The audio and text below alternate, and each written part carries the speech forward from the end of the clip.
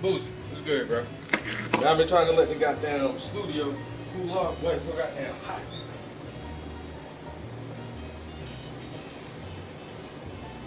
But it's so hot up here, I ain't even want to turn the goddamn light on. Man, look. God damn. We're hot as hell in this bitch right now. Lord.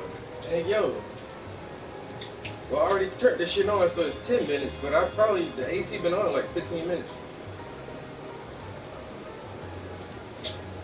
Mm-mm.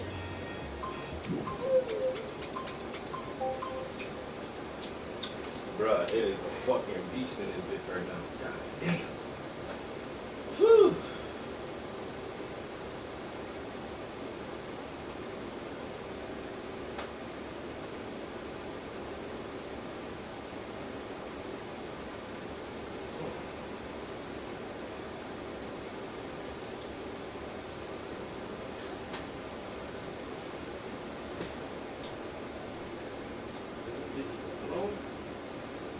Lord have mercy.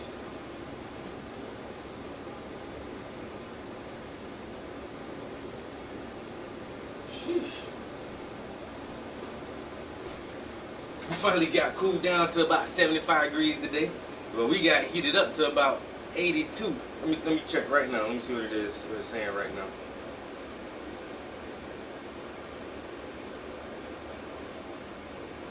Weather.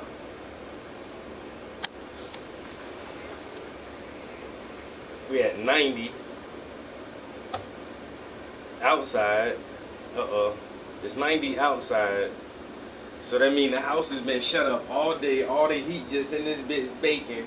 And I'm on the third floor, so all the heat done rolls up here. Man, this is about 110 degrees in this bitch, bro. I feel like I'm in a goddamn oven right now. Lord of mercy. Look, bro, I ain't even put no fucking shoes on, man. Man, look. My feet hot. My head hot. My back hot. I almost ain't even put a tank top on, man. My back. The shit sticking to my back already, bro.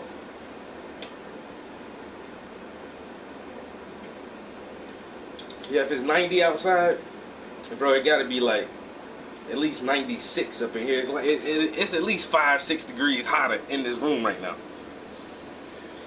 Woo! I'm already. I'm in the dark, in the shade, with the air blowing. I'm sweating. Boy.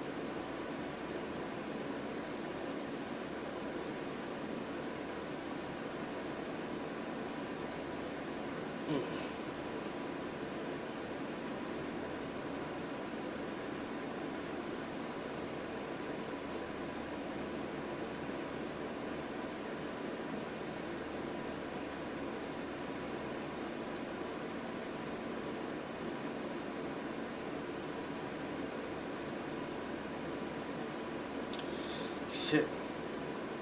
I can't even concentrate right now. It's so hot.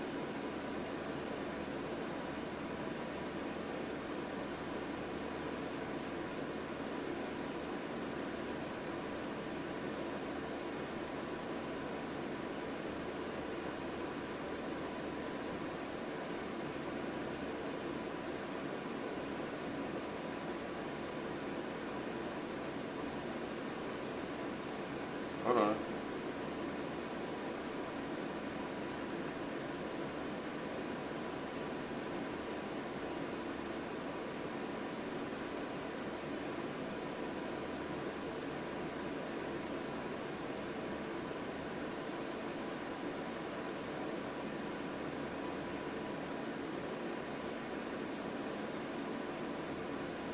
Alright, let's do an Instagram live.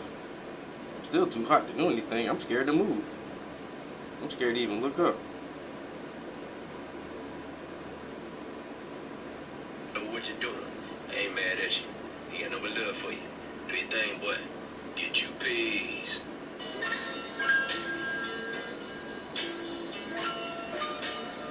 Oh, you ain't sleep. Whether you're a nut.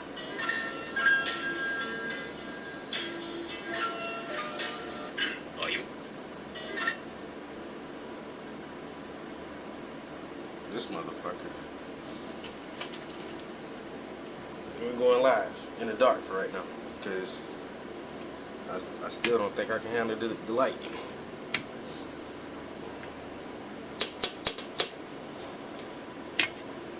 Man, oh man.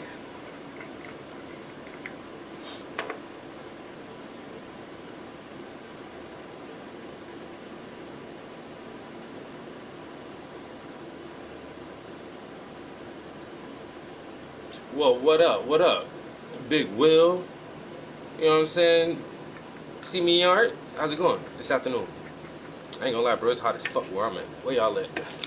What's the temperatures where y'all at, man? It's 90 degrees today. Big summertime energy. Big summertime. Got a nigga sitting in the dark. Oh, Mizu was good, bro. How's it going? What's the temperature where you at, Mizu? It's 90 here, bro. I'm scared to turn on the lights. I'm scared to look out the window. Is it me or is there no sound? It might be you.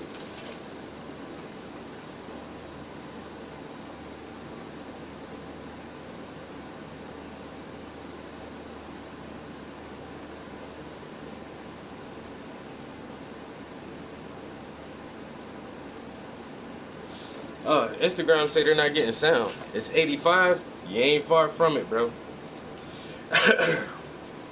Somebody said they can't hear me on Instagram.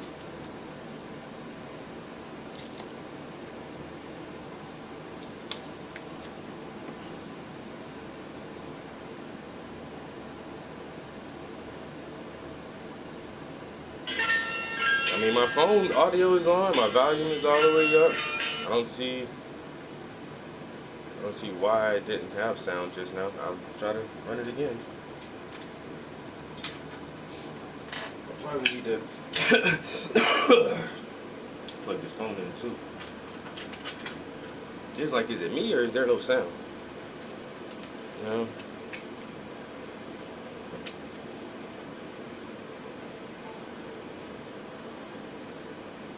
You say you was smoking pot and eating tomatoes. What?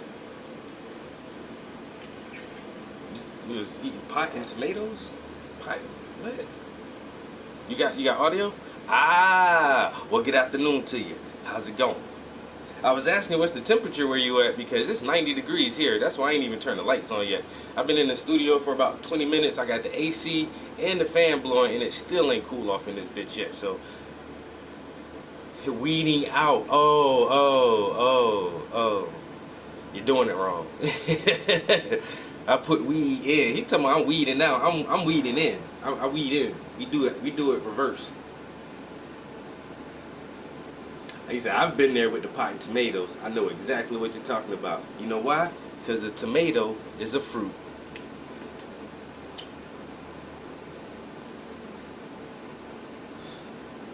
Tomatoes are like ground berries.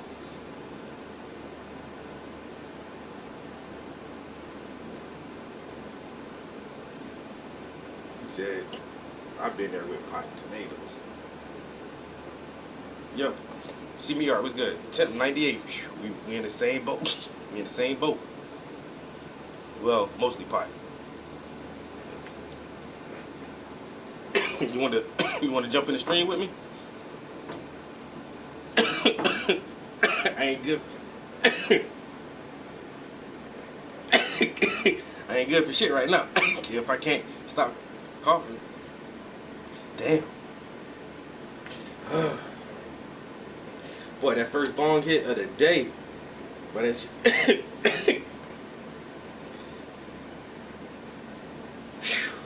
damn. Like a pile of bricks.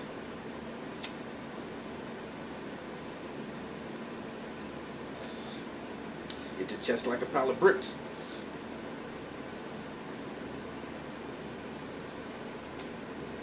Alright.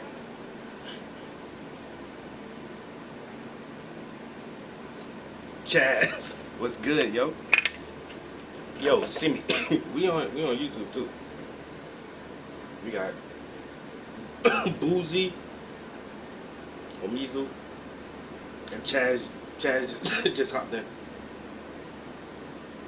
Yo, YouTube, say what's up to Instagram, yo.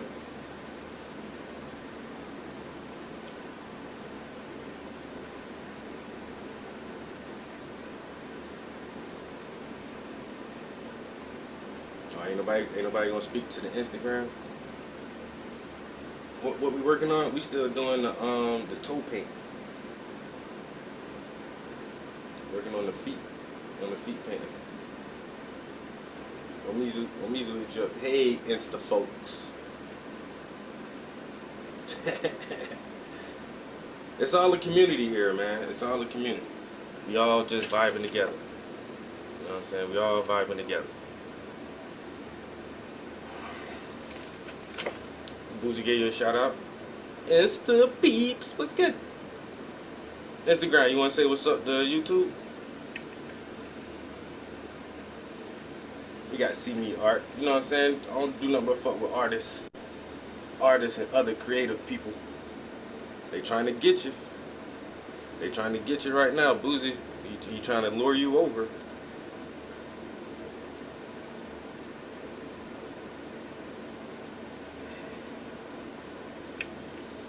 They said, hello, art peeps. We all grooving. You know what I'm saying? I got big families. I got big family, big people doing big things. You know what I'm saying? Woo, let me see if I can stand this light. Oh, Lord. It's I feel like a vampire. Oh, man. Why? Why can't it just cool off in here? You know what? I this morning when I was checking the weather, my first thought was to keep my just keep the AC on all day while I was at work, so that when I come home, it'll be nice and chill, and I could just be comfortable. But then my bank account whispered to me and said, "Nigga, you don't got it like that. You can't keep appliances running all day when you not home." And I said, yeah, you right. You right. I gotta come home to the hotness. He said, come to the fortress. Yo, they try. Hey, you got YouTube, man? Go to YouTube real quick. See me. Go to the YouTube channel. They trying to get you hard.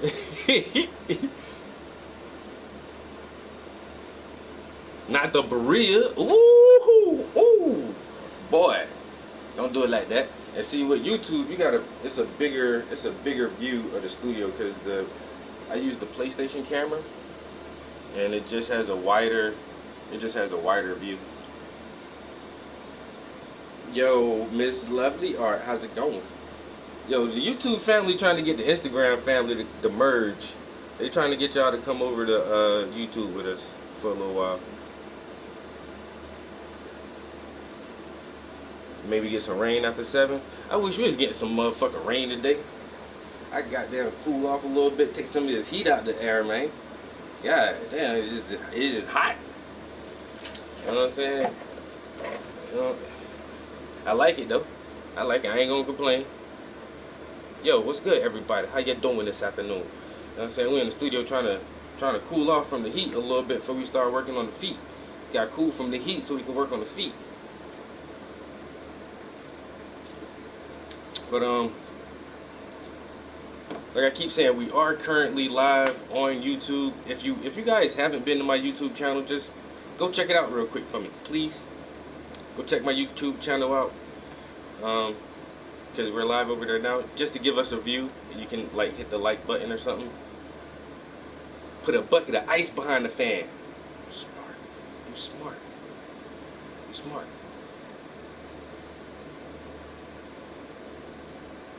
Now I gotta go find a bucket. I'm on the 3rd floor, so now I gotta go walk down 3 floors. No, really, I gotta walk down Yeah, 3 whole floors, because I probably would have to go in the basement to find a bucket. And then, like, I don't got no ice maker on my refrigerator.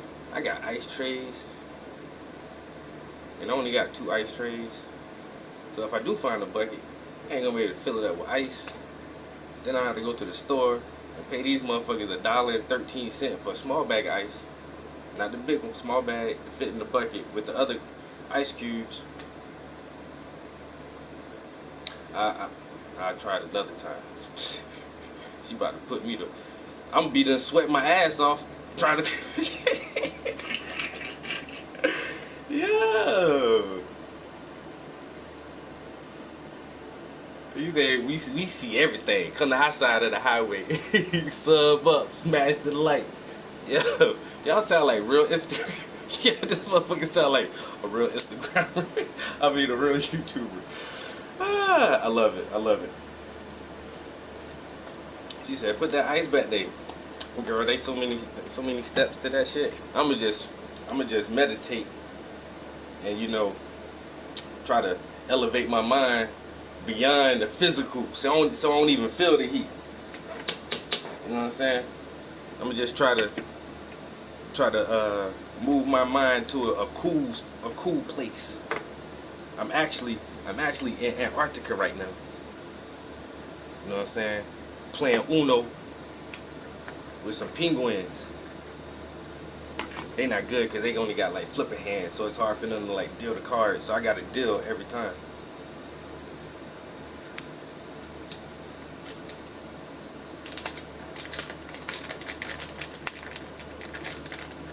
He said my fridge make ice and I have internal air conditioning. You bragging now, bro? Don't brag on me like that. I'm about to cut your crib right now. I'm about to cut your house right now. But I was when I was looking for houses, man, there was one crib I could have got that had central air, but that shit was on a fucking steep ass hill, bro. I can't live on this motherfucking hill. I'm good.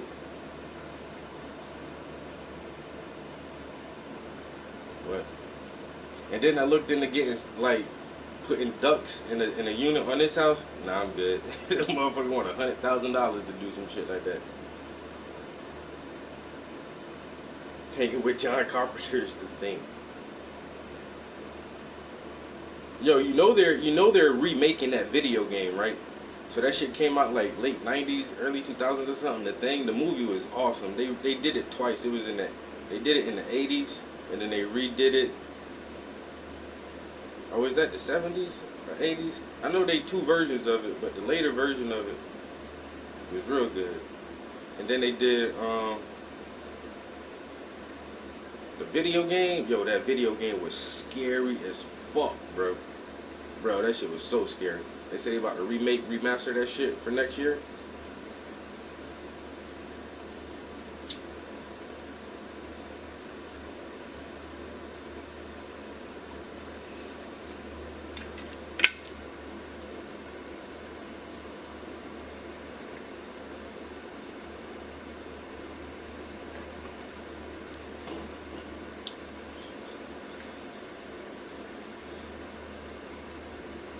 Yeah, I can't. I know I saw the original, but for some reason I can't remember it as much as the remake.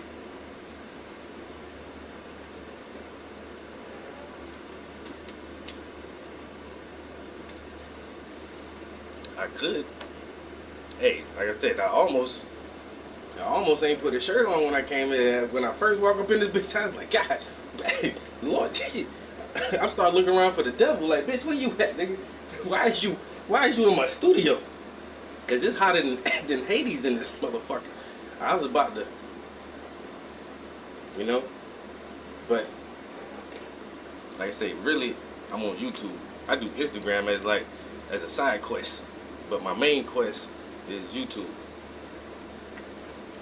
You know, YouTube be acting funny when I don't have my shirt on. You know, every time the Iron Stream beam come out, the thing. Omizu commented about John Carpenter's The Thing. So they did the movie twice, and then they did a video game. But if you ever played the video game back in the day, bro, that shit was wild. That was a crazy ass game. Super scary. Shit was super scary. It was like one of the first survival horror games. That was like early when like Resident Evil was just starting to pop, and like Silent Hill, when the survival horror games, like the first ones, they came out during that era, yo. Yeah, it was on PS1. Yep, it was on PS1. I remember that shit good as hell, bro. I had that game. I don't even know what really made me get that shit. Cause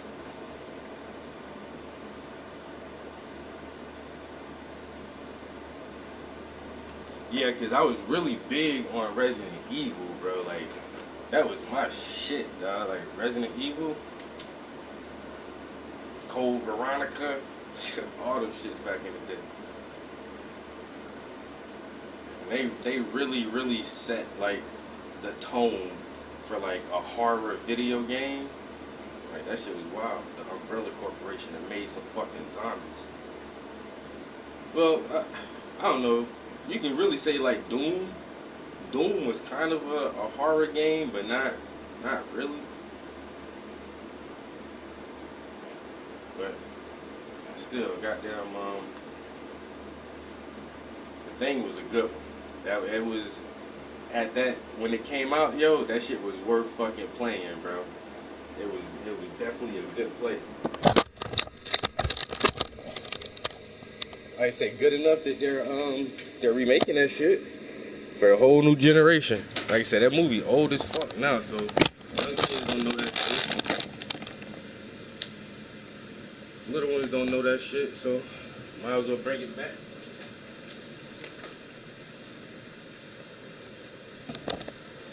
Everybody done left Instagram. Did y'all go over to YouTube or y'all just left?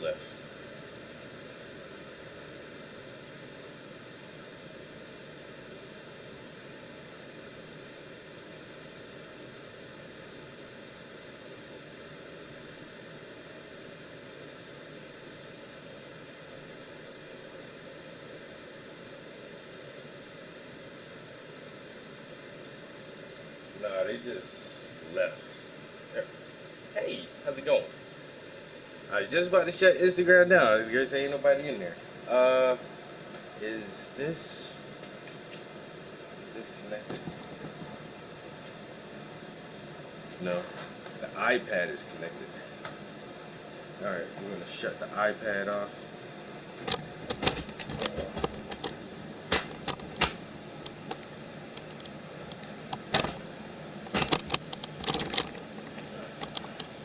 I'm gonna turn the iPad off.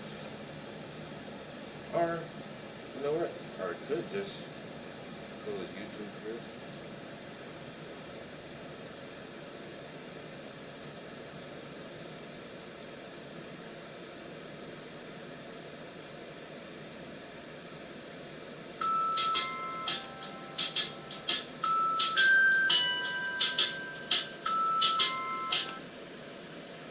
So it is already on there. Why does it look like it's not connected to this?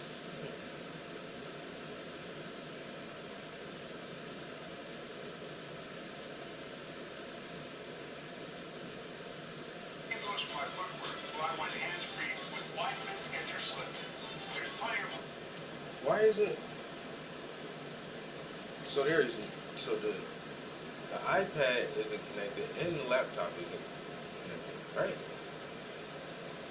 Okay, you know why? Because I don't have the fucking speaker on. That's why nothing's goddamn connected. I'm like, why isn't anything? There's nothing. There's nothing for it to connect to. All right, connected. So the laptop is connected. Okay. I said, why does it look like there is nothing on right now? I could just step in and go without bending down. There is. Alright, so I am gonna Instagram. Bye bye, guys. There's nobody in there right now. Alright. Just eating up the phone battery for nothing. Just started that.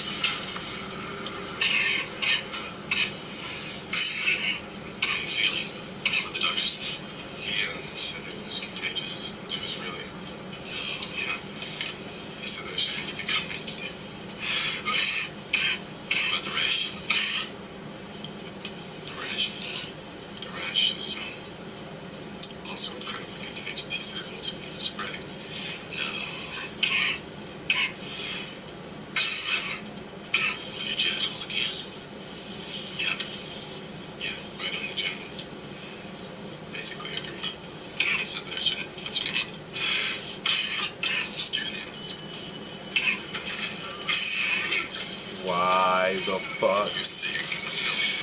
Just realize if you. Yeah, my sister just sent me just fucking funny ass shit. Yo, that shit is hilarious.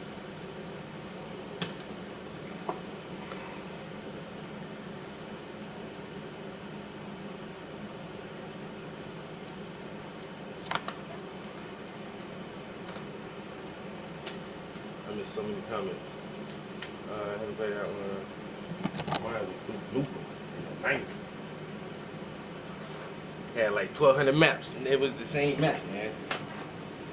That shit ain't had no damn map. That shit had 10 maps.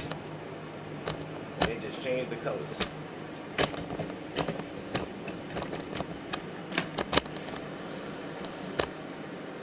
Ten maps. They changed the colors, man. Now that shit had 1,200 maps. Attack team on its way to this location. Once I take the chopper, I will begin global infection. Game over? This game is just beginning. The Thing game from 2002 is a fun little action horror romp. It captures the spirit of the film, although some of the execution is spotty. The developers had high ambitions of building a trust and infection system that did the film justice. That said, due to execution and technical limitations, they're not able to stick the landing. As well, there are stretches that can drive you up the wall and make you want to toss your Jane B. Scotch at your computer. Cheating bitch. Overall, it is an enjoyable experience that any fan of the film should check out, rough edges and all. It's just a scratch. This area looks alright. A note before beginning, I'll be making mentions of the film several times throughout, so full spoilers on the film if you haven't seen it. I'm playing the PC version with an HD mod. You can find the game on my Abandonware. Check the description and pin comment for a link to the mod. The game starts off with some Norwegians meeting their end from a thing. We'll get a long look at it.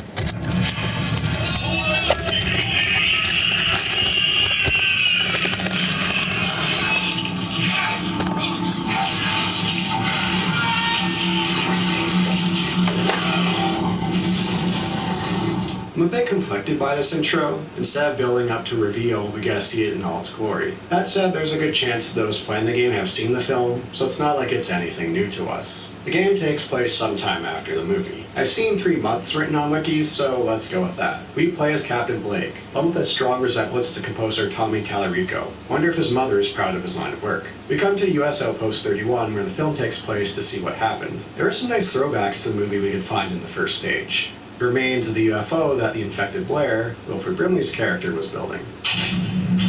What the hell?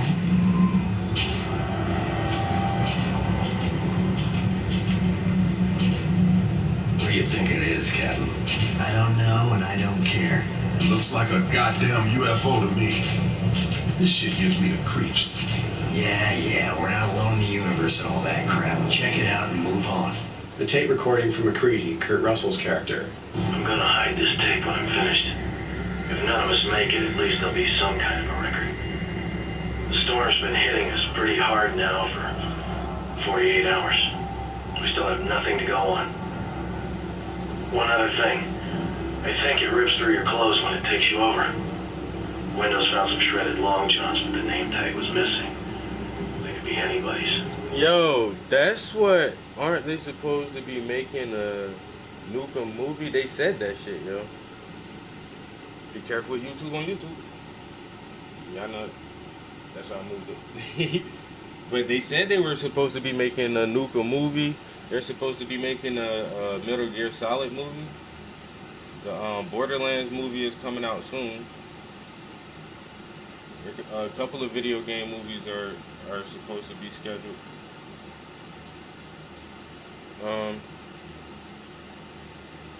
But that's why this game was so intriguing too. I probably did know it at the time, but yeah, they had like real actors, and like the voiceovers and the cutscenes. Once again at the time that was like really good graphics. It was like wow, But yeah, even the voice acting was so fucking spot on throughout the whole game. That shit was just like intense, suspenseful. Like, and fucking Kurt Russell was one of the voices in that shit. I think there was a couple of other, like at least one or two other like really big actors from the time. But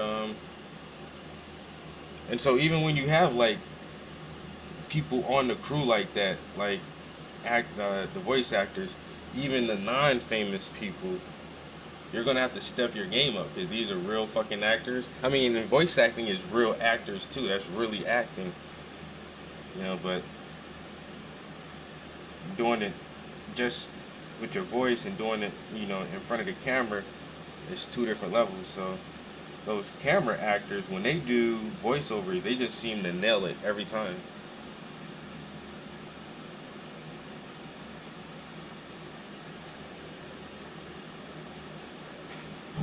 We're all very tired. There's nothing else I can do. Just wait. R.J. McCready, helicopter pilot, U.S. Outpost North 31. Seeing Childs, Keith David's character frozen to death, but no sign of McCready. What have you got? One body, identification says Childs, no survivors. And what appears to be One body and what? some kind of unidentified craft. It looks, well, like a UFO. This puts the theory of whether Childs fell victim to an infection to rest. That was such a great element of the ending of the film. The ambiguity of Childs or McCready being infected. How Childs runs off for some time before reuniting with McCready. John Carpenter, director of the film, considers the game canon, so there you go. I have to note this time frame of films with John Carpenter, while they had mixed commercial success, his 80s run of films became cult classics with longevity. Now on the note of longevity, Kurt Russell and Keith David are still prolific to this day. Kurt Russell already had a prolific career as a child star before the film. He still pops up in various films to this day. This was Keith David's second film. While he still appears in many works on screen, he's had quite the voice acting career. Some very notable roles in the gaming space. Tartarus, the prophets have betrayed us. Knowing the truth about Sovereign is brutal. It's nightmare stuff. I can't blame others for not wanting to believe it, but I know how important it is.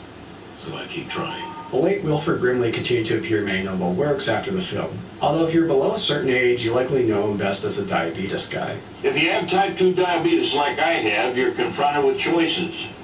You can choose to feel sorry for yourself. I hope you don't.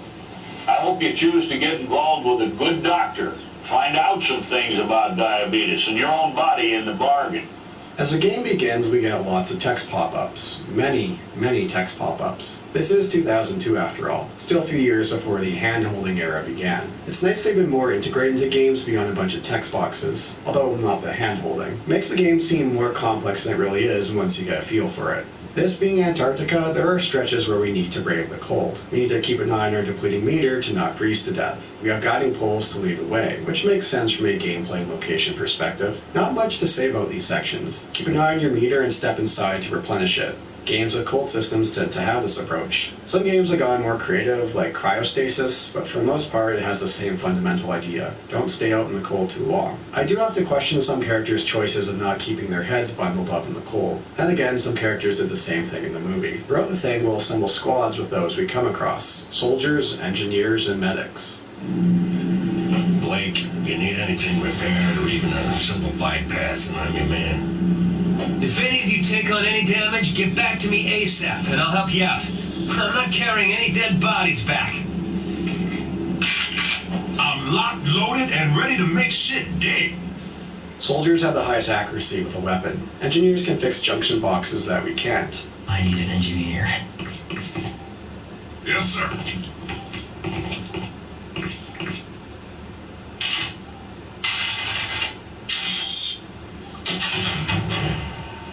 Medics can heal us and our comrades, although they can't heal themselves. We have to do that with the medkits we find.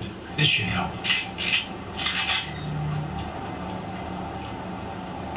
It's just a scratch. We could give commands, but how they act around us can vary. We may need to earn their trust. Gain trust by giving them weapons and helping them out, healing them. Lose trust in hitting them by accident, or take away their gun. And if they get spooked, like seeing dead bodies or too much combat, they're going to be on edge. They might vomit. They start vibrating with motion like a tweaker. They might start shooting at nothing and might even take their own lives.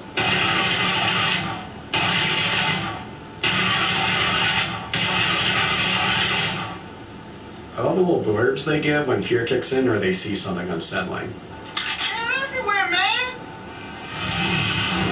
He's double dead. Yo, that game was pretty complex for what it was back then, yo.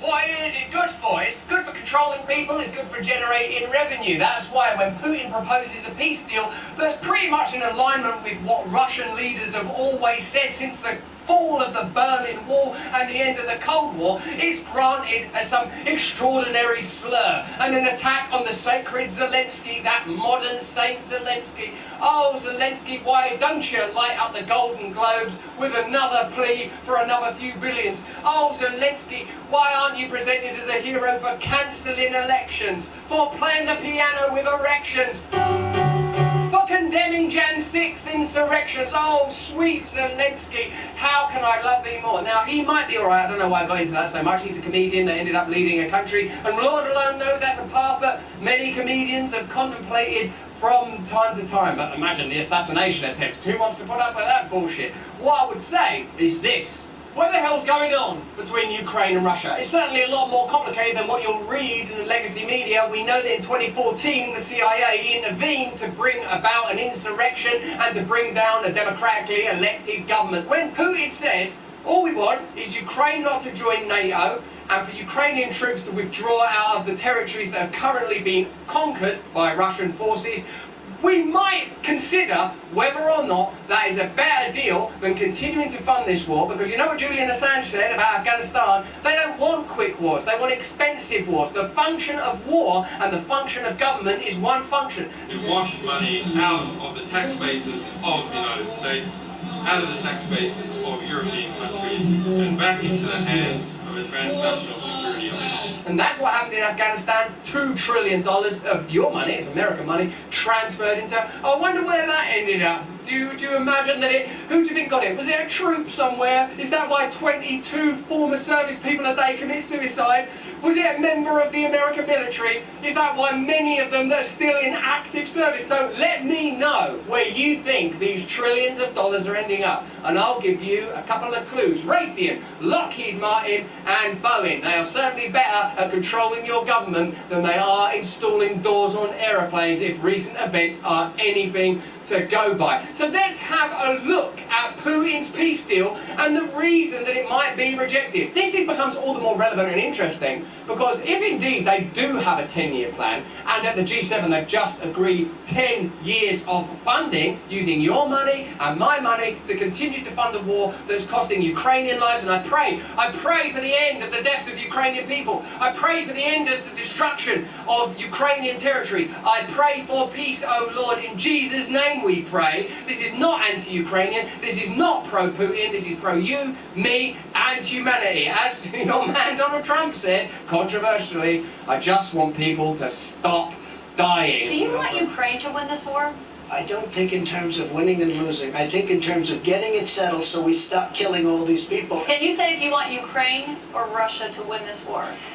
I want everybody to stop dying. And I remember a time when that didn't used to be a controversial opinion to hold. Let's have a look at the fact that the House of Representatives has passed a measure automatically registering men aged 18 to 26 for selective service. So the House of Representatives passed a measure on Friday automatically registering men aged 18 to 26 for selective service. It was part of the annual National Defense Authorization Act, which sets out the US government's military and national security priorities for the next fiscal year.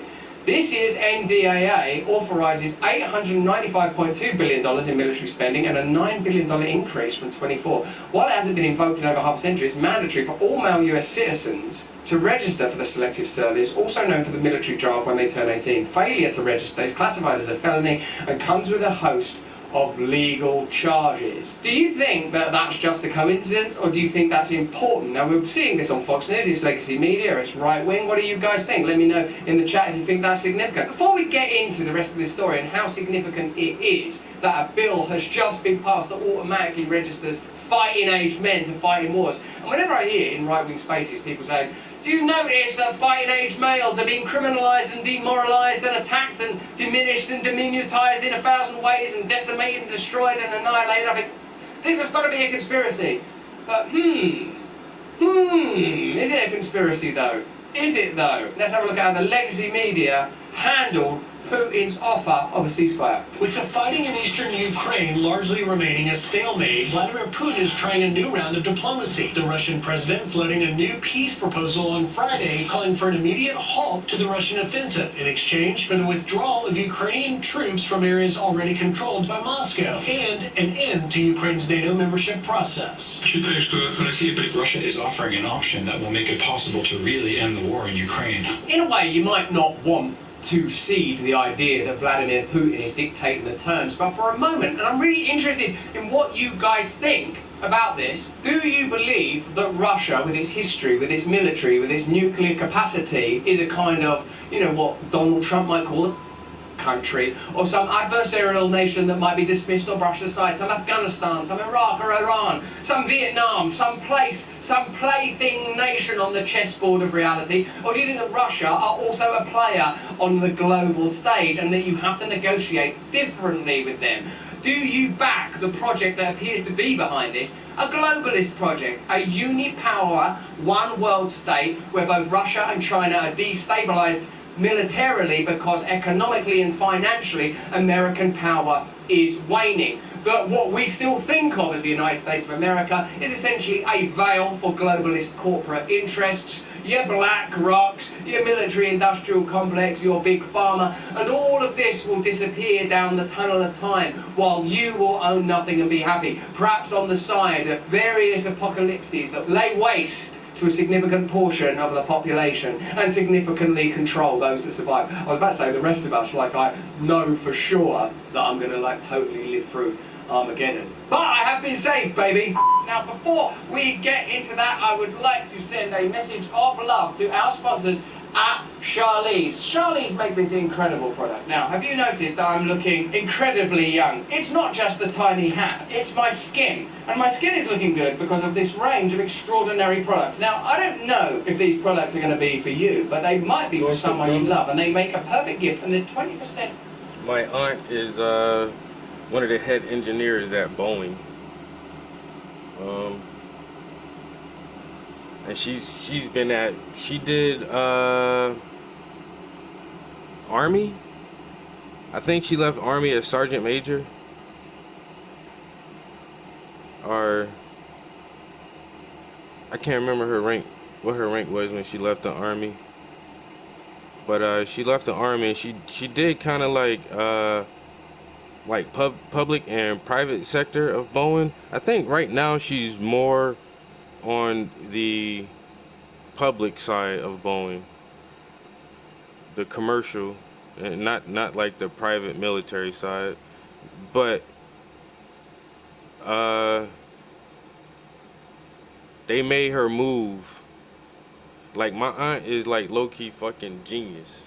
No lie, yo, she's low-key genius. And She couldn't tell us what the project was, and she lives in one state. And Bowen was like, yeah, we need you over here on this project in a whole different state that's not even close. And she is like, well, my family, my husband, my kids, like, we just can't. It's like, nah, we need you on this project. For like 3 years, almost 4 years, working on something.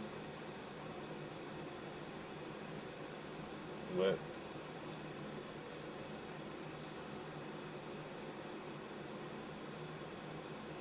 and my cousin, her daughter went to school for like some super kind of engineering math shit. But she makes like beauty products. She grows like all her own flowers and ingredients and roots and stuff, or she buys it from like, you know, organic wholesalers at farmers markets, and she makes like all organic like beauty skin care products. But she has a degree in like fucking seriously some kind of weird engineering. I can't quantum distribution. I don't know what the fuck she got her shit is in, bro. Like, she told me her degree once. I was like, what the fuck is that, yo? Like, her internship was at a naval base that was studying underwater currents for something. Damn, I can't even remember that part. I was like, what the fuck are you doing? She's like, I'm at the Navy. Doing what? Yo, we monitoring the bottom of the ocean with getting seismic readings, pressure reading. Like, man, look, I don't know what the fuck they be doing, yo. They too much for me.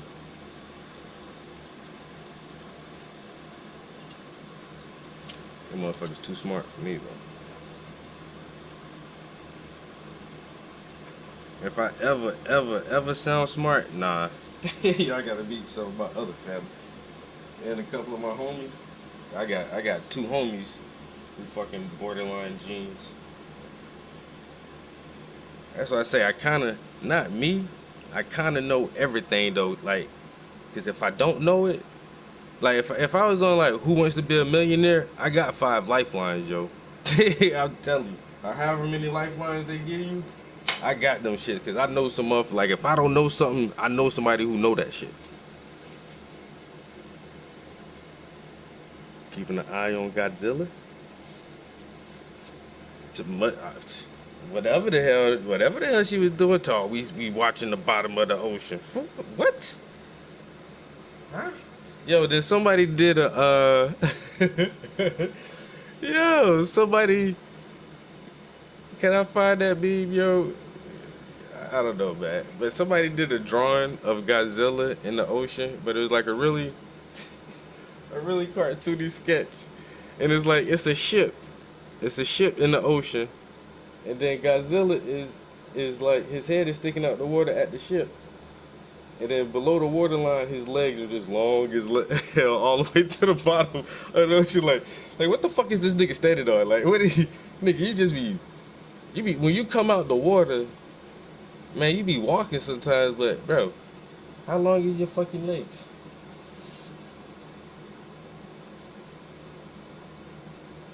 But yeah, that's like, that was her internship at the naval base. I'm like, and you're not like in the secretary. You in there reading readouts from some kind of super sensitive underwater sonic sensing army equipment or navy equipment, like, well, military, high grade military tech. Like, what the fuck? That's what you do right out of college as your internship? Okay. I thought you would be like at a school or something. Like, nah. And then like I say, she just now she likes making stuff out of flowers. And she does watercolor paintings and she crochets. But she like a fucking super genius. Her mom and her dad are smart as shit. Like my aunt is smart as fuck, but her husband, yo, my uncle, yo, this motherfucker, he not no slouch. And they met in the army, so they both trained killers. And he a heavy hitter killer, cause he was a sniper, a Halo sniper ranger, some shit. It'd be the motherfuckers you only send like 2 or 3 of these bitches in very small groups and let these motherfuckers parachute in or jump out of a helicopter and fly off and let them go take care of business. You got your sniper, you probably got a spotter, then you got a third man maybe to help out with some other shit. But my uncle, that motherfucker would have goddamn sniper. And he really has never ever really talked about none of that shit, yo. He told me one story ever. And he cried, like, close towards the end, he just cried just telling me that shit. Like, he don't want to talk about none of that shit.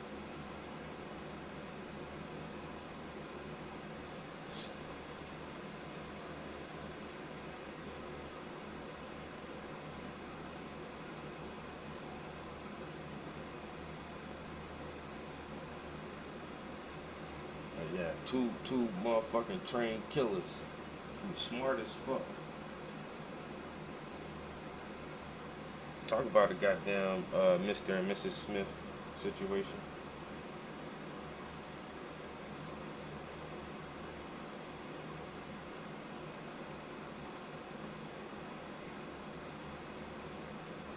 I say, man, sometimes my aunt be doing shit and like when she can't tell us about like what she doing, like, bitch, is you a spy? What do you mean? And this has been like my whole life, cause she been no, well yeah, cause basically my whole life, cause she was already working for Boeing when I was like 12, like 13. She was already in there. And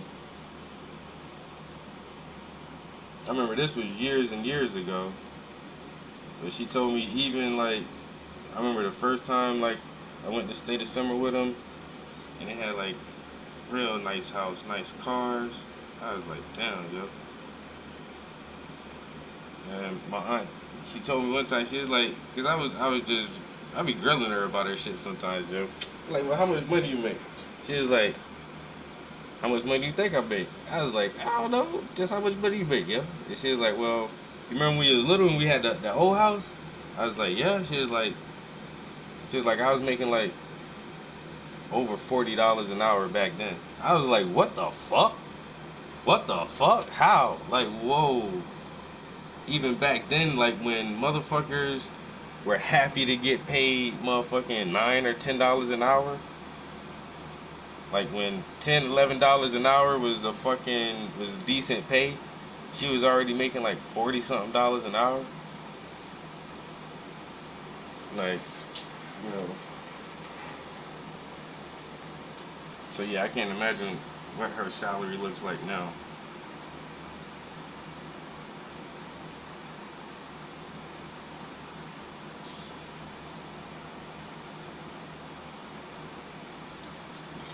But they all old now, they about to retire and shit.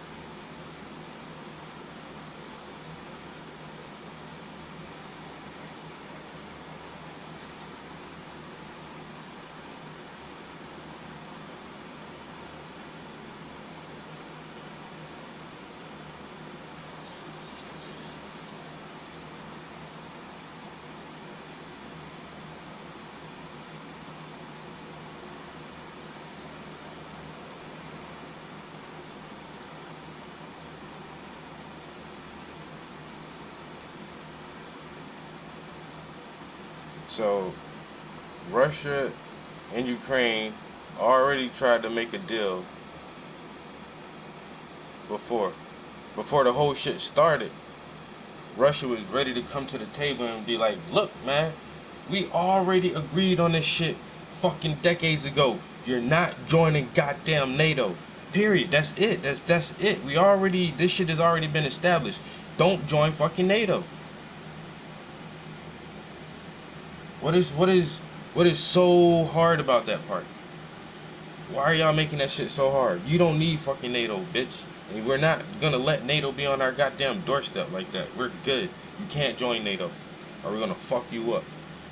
You keep talking about joining NATO, now we gotta fuck you up. You see, you making me do what I ain't want to do. I don't want to do this shit, but y'all motherfucking testing me, man. And I swear on everything I love, yo. From Putin's point of view, yo, I feel what this motherfucker is trying to say. Like, look, I ain't trying to do nothing, man. Why y'all acting crazy, bro? Why is y'all, what is good? What's really good? I ain't trying to do shit. Why is y'all trying to force my hand? I'm not no bitch. My nation not no bitch. I love my nation and I love my people. And we about to fucking riot if y'all keep acting all silly and shit. Russia, nigga. We Asian. Fuck y'all European ass motherfuckers.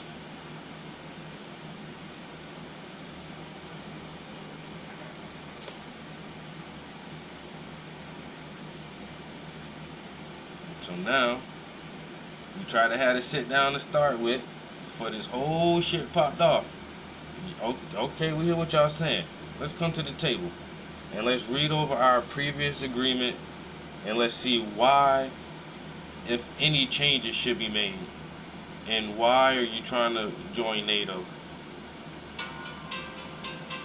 So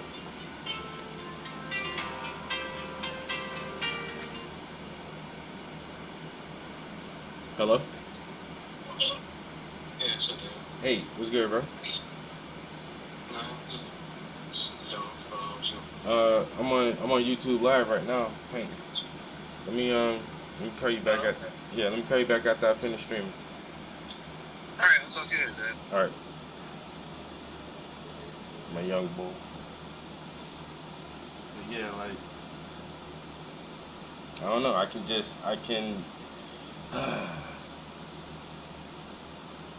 I feel you, Putin.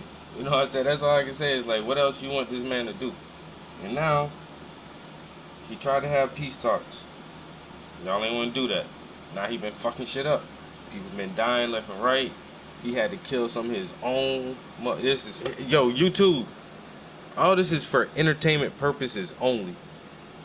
I don't have a degree or certifications in any field at all. So I don't give out any advice or any true information, whether it be political, medical, or otherwise. So don't believe anything I say. And if you think anything I say is true, I always advise you to do your own research and figure things out for yourself, because most of the time I'm wrong because I don't know what I'm talking about. I'm just doing this for fun. This is just for entertainment purposes only. Thanks, YouTube. But yeah, he had to kill Soleimani. Not Soleimani.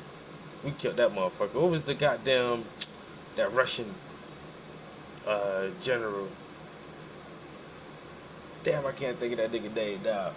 Yo, but somehow, his plane went down because he thought he was about to be the new Putin. I don't know what that motherfucker been thinking, bro. He thought he about to be the new Putin, and then, like I said, he not here no more. Whatever happened, he not here no more. So they already had infighting amongst themselves. Putin been just trying to hold shit together. The whole goddamn Western world looking at this motherfucker crazy. Now he making friends. He shaking hands with Chinese people and shit now. Real heavy. And now he coming back again like, yo, look, hey, check this out, man. I'm trying to figure out a way to just, so we can just stop this shit, man. Y'all just trying to get all this American money, all this shit, yo. We already know what the game is, man. We not trying to play this fucking game. We gonna let the world know. That's why we let Tucker Carlson come over. We let an American journalist come over and interview me. You know what I'm saying? I ain't scared to talk. Now I'm gonna offer y'all one more fucking deal, man. Listen. Don't join NATO. That's it. What is fucking hard about that shit, bro? Don't join NATO. And everywhere I got my troops at, y'all pull the fuck back. I'm not pulling back. Pull the fuck back. Don't join NATO, and then we good. That's it. That's a wrap. It's a wrap. It's a wrap from there. And then we can work out, the logistics and the small bits later on. But, you know what I'm saying? Listen, it's simple, man. It's a compromise. I'm gonna let Ukraine stay independent when I could take the whole fucking thing. I could take the whole thing.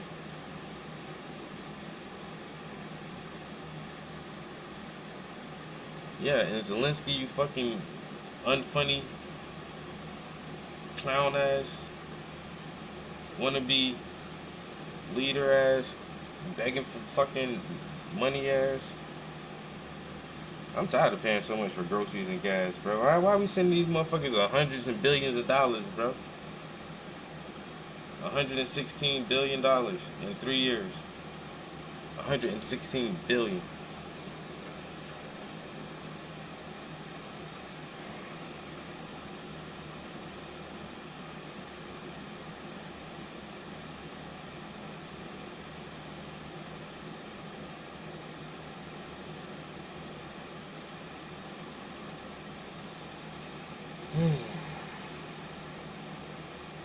I'm American woman.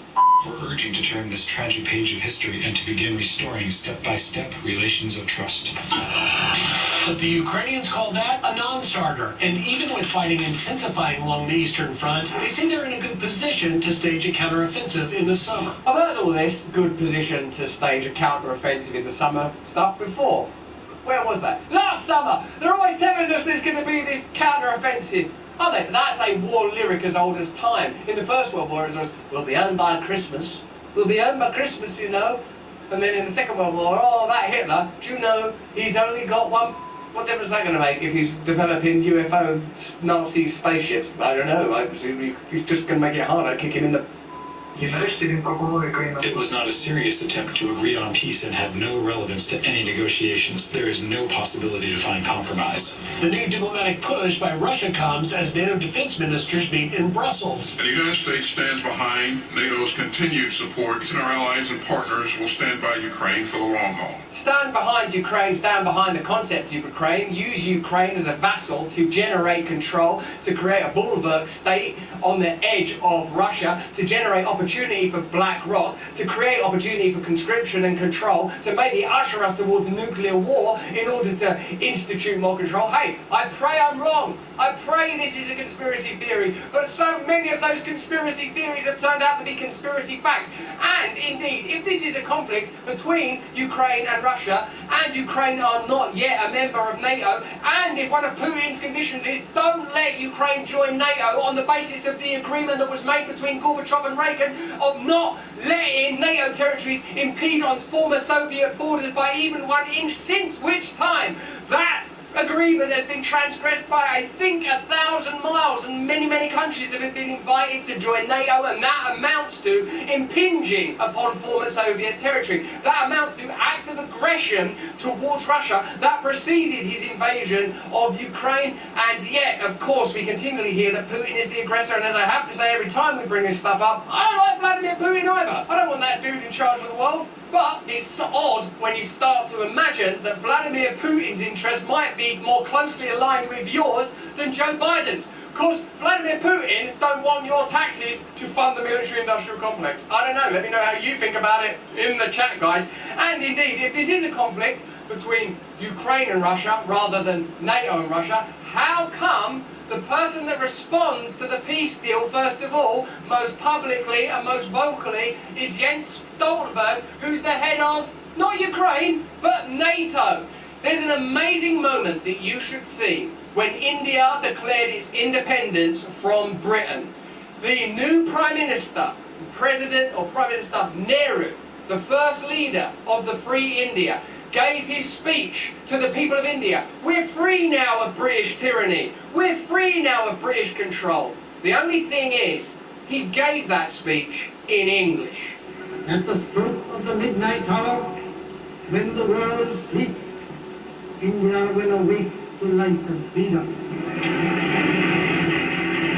So who was he talking to really? You gotta get more astute when you're watching politics. You gotta see whose power plays are playing out in your reality. We gotta learn to see from history how these things roll out. Let's have a look at Jens Stoltenberg, president of Ukraine. Oh no, he's leader of NATO. That's weird. It's not for Ukraine to withdraw forces from Ukrainian territory.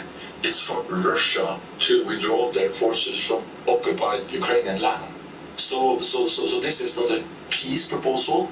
This is a proposal of more aggression, more occupation, and it demonstrates in a way that Russia's aim is to control Ukraine. But his body language, he's got his arms folded. He's got his arms folded across the heart chakra. He's got his arms folded across the heart chakra because he's telling a lie. And that has been the purpose of Russia since the beginning of this war. And that's a blatant violation of international law. And that's also the reason why NATO allies continue to support Ukraine. Yeah, so it's a violation of international law. And there have been no NATO countries involved in violation of international law. I don't know what happened in Iraq. Yeah, so why don't you shut up? The New York Times have taken a mere 2 years to observe that there was a peace deal between Zelensky and Putin. Then Boris Johnson, living cream cake, former Prime Minister of Britain, went there and scuppered it all up. And do you imagine for a single second that Rishi Sunak would have done anything different? Or do you imagine for a single second that Keir Starmer, next Prime Minister of Britain, would do anything different? Of course not. They are all globalists. They are all ultimately controlled by the same forces, supping from the same resources. And by that I mean the teeth of Satan. Let's have a look at the New York Times. This is Glenn Decent on X. There they are, the New York Times saying there was a peace deal in 2022, but it was scuppered by Western leaders. Keep up, New York Times, keep up. We ain't got all bleeding day. We ain't got all day, darling. Here's fellow rumbler Glenn Greenwald on the subject. The evidence that Biden and NATO, and especially Boris Johnson, that great giant chick, you know, like a little fluffy baby hen, impeded the peace deal is now overwhelming and conclusive. They wanted a prolonged war. The proof includes multiple statements from various world leaders attempting to mediate an agreement. That peace deal was a surprise for your birthday, and you've ruined it. You're just like Putin. Hey, this is exciting. We've got a great partner today. It's Rumble. But beyond Rumble, it's Rumble's latest venture. Let me ask you first, are you a Sleepy Joe type character with zero cognitive performance, struggling to muster focus and brain power for basic things like running the United States of America? You've got to stop drinking woke liberal coffee that hates you and your way of life and start your day by drinking Rumble's very own 1775 coffee. This is going to be the best tasting coffee you've ever had. Seriously good, ethically sourced from a family farm in the high altitude mountains of Bolivia. Not in the Bolivian lowlands run not by a family but by a single man still living with a pet. No! Instead of waking up and drinking your big corporation owned woke ideology coffee that's probably making you sick from the pesticides it's sprayed with, try Rumble's 1775 revolutionary coffee. Support freedom of speech. Build a parallel economy that actually values you and loves you. My favourite? It's dark, of course. I've always found the lure of the dark irresistible. I'm sorry, how can I stay mad at you? But you're just going to have to wait over there for a little while. Level up your morning routine with a 1775 coffee. Sleep all night knowing your hard-earned dollary dues are going towards supporting freedom-loving creators like me on Rumble. Visit 1775coffee.com now. Pick up your first bag. Use the code BRAND to save 10% on your first order. Oh, come on. Why choose? for the content.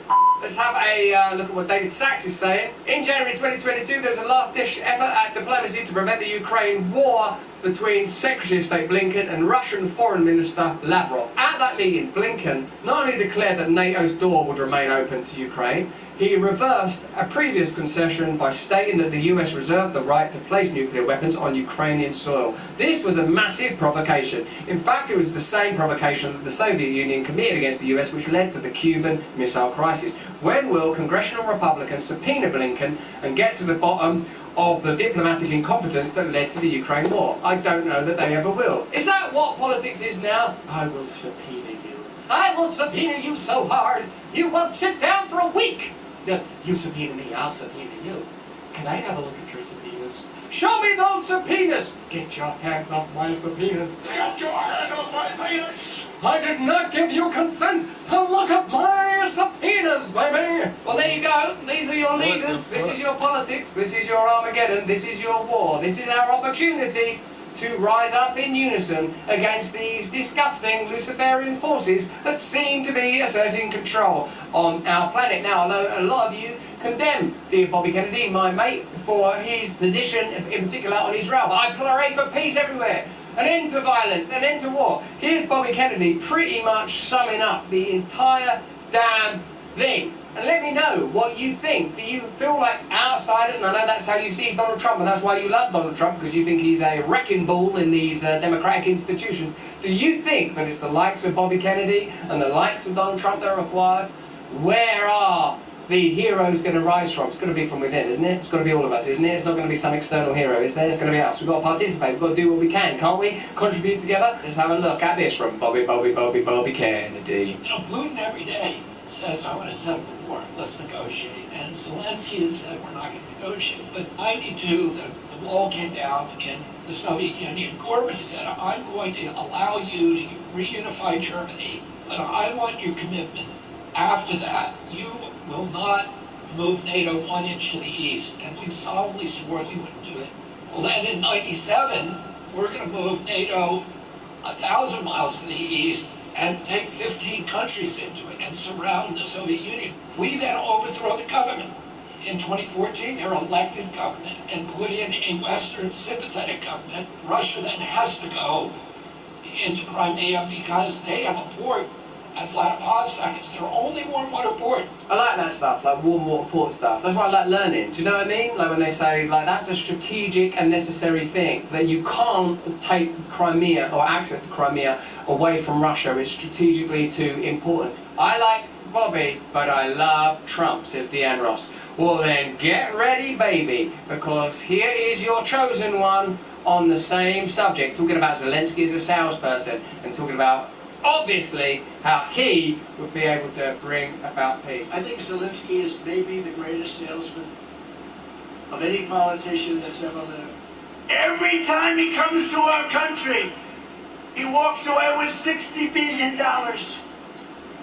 And I like him, you know, on the impeachment hoax #1, he was very good. He said, no, the president didn't threaten me at all. He could have been a grandstander. So I was threatened, right, Matt? He could have said I was threatened. So I like him.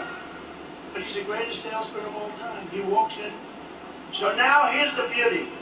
He just left 4 days ago with $60 billion. And he gets home and he announces that he needs another $60 billion, else it never ends. It never ends. I will have that settled prior to taking the White House as president-elect. I will have that settled. Gotta stop it. Would it never happen? Remember, we started this item talking about the renewed bill that means that mandatory for all male US citizens to register for selective service, known as the military draft, when they turn to 18. Failure to register is classified as a felony and comes with a host of legal challenges. Supporters of the amendment argue it would cut down on bureaucratic red tape and help US citizens to avoid unnecessary legal issues, as well as cutting down on the taxpayer dollars going towards prosecuting those cases. It was led by Chrissy Houlihan and passed in the House Armed Services Committee's version of the NDAA in May. The NDAA advanced through the committee by an overwhelming 57-1. By using available federal databases, the agency will be able to register all the individuals required and thus help it ensure that any future military draft is fair and equitable, said Houlihan during a debate. This will allow us to rededicate resources, basically that means money, towards reading readiness, towards mobilisation, rather than towards education and advertising campaigns. Sounds a little bit like they're at least considering the potential necessity for more troops, more war, more opportunity for control and profit. And remember, what I believe is this. They often claim that their actions are based on compassion. We have to lock you in your homes. You simply must take this medication. Why? Because life is sacred. Every human life is sacred, and we must protect the vulnerable. These are important and beautiful principles. I don't believe they operate from that place. I don't believe they believe that. Do you believe that? I feel that what they do is they say we have to intervene in this geopolitical crisis between Russia and Ukraine in order to protect Ukrainian people, when in fact there's another agenda. Agendas of dominion, agendas of resource, agendas of finance, agendas ultimately of control of the domestic population and ultimately perhaps control of a global population. But they can't come out and just tell us that out front, can they? They have to always be saying we're protecting you, or we are working in support of some higher principle that no one but a fool would refute. How dare you to impugn us? We're basically Christian soldiers on the march across the world. Well, I simply don't trust them. I don't believe them. There's no reason to trust or believe them. And I feel that there was a peace deal on the table.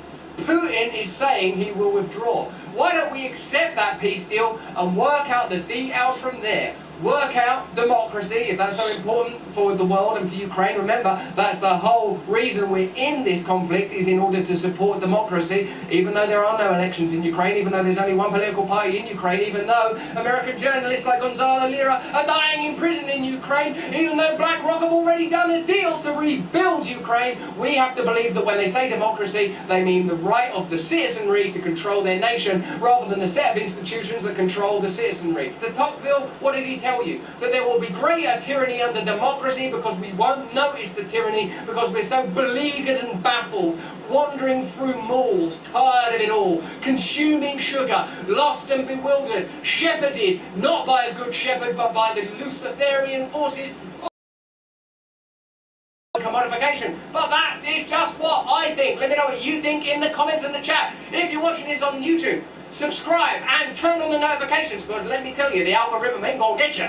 They will deny you access to these free-flowing, streaming rants of sweet Lady Freedom and Liberty herself. And come join us on our home in Rumble and subscribe on Rumble and get into that conversation, because it's absolutely fantastic. And if you want more of this content, become an Awaken Wonder. Hey, thanks for watching. If you want to see more uncensored content where free speech can flourish, join our live stream. Click the link right here to watch the next video if you want to, or become a member of a growing movement. Download the Rumble app and you'll be informed every time we make a new piece of content. Stay free.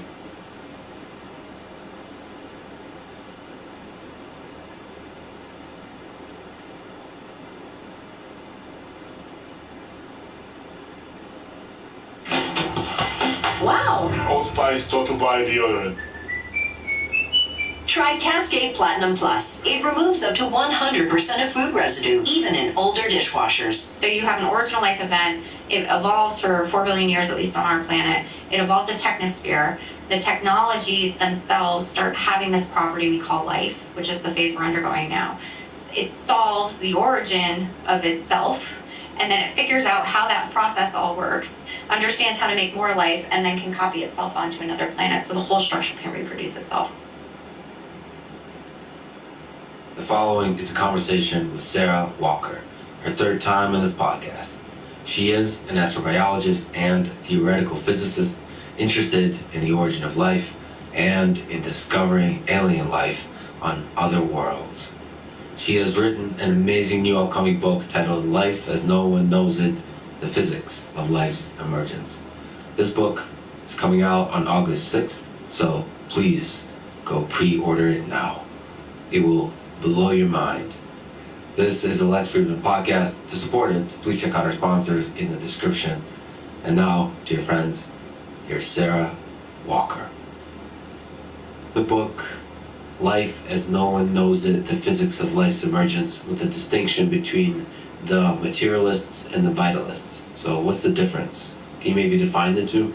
I think the question there is about whether life can be described in terms of matter and, you know, physical things, or whether there is some other feature that's not physical that actually animates living things. So for a long time, people maybe have called that a soul.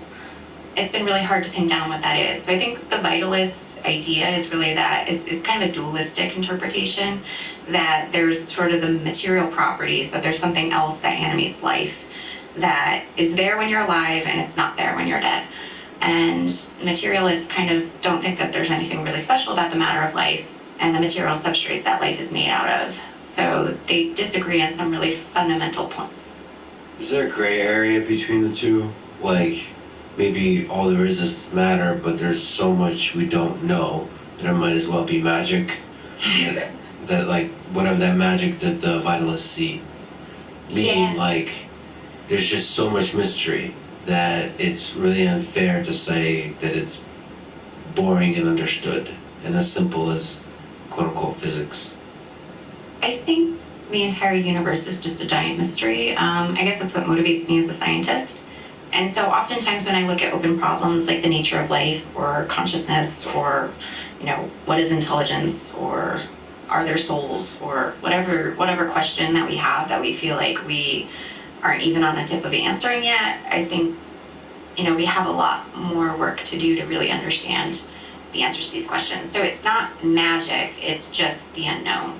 And I think a lot of the history of humans coming to understand the world around us has been taking ideas that we once thought were magic or supernatural and really understanding them in a much deeper way, that we learn what those things are. Understand them. There's no sort of bottom to our understanding. So do you think the vitalists have a point that they're more eager and able to notice the magic of life? I think that no tradition, vitalists included, is ever fully wrong about the nature of the things that they're describing. So a lot of times when I look at different ways that people have described things across human history, across different cultures, there's always a seed of truth in them, and I think it's really important to try to look for those, because if there are narratives that humans have been telling ourselves for thousands of years, for thousands of generations, there must be some truth to them. You know, we've been learning about reality for a really long time, and we recognize the patterns that reality presents us. We don't always understand what those patterns are.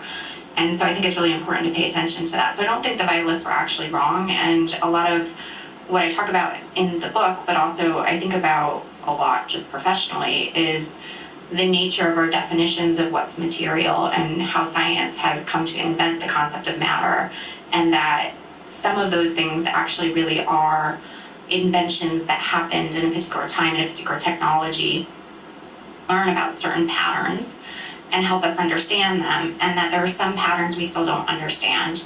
And if we knew how to measure those things, or we knew how to describe them in a more rigorous way, we would realize that the material world, matter, has more properties than we thought that it did. And one of those might be associated with the thing that we call life. Life could be a material property and still have a lot of the features that the vitalists thought were mysterious. So we may still expand our understanding what is incorporated in the category of matter that will eventually incorporate such magical things that the vitalists have noticed. Yeah. Like life. Yeah, so I think about, I always like to use examples from physics, so I'll probably do that. So like it's just my go-to place. But you know, in the history of gravitational physics, for example, in the history of motion, you know, like when Aristotle came up with his theories of motion, he did it by the material properties he thought things had. So there was a concept of things falling to Earth because they were solid-like, and things raising to the heavens because they were air-like, and things moving around the planet because they were celestial-like.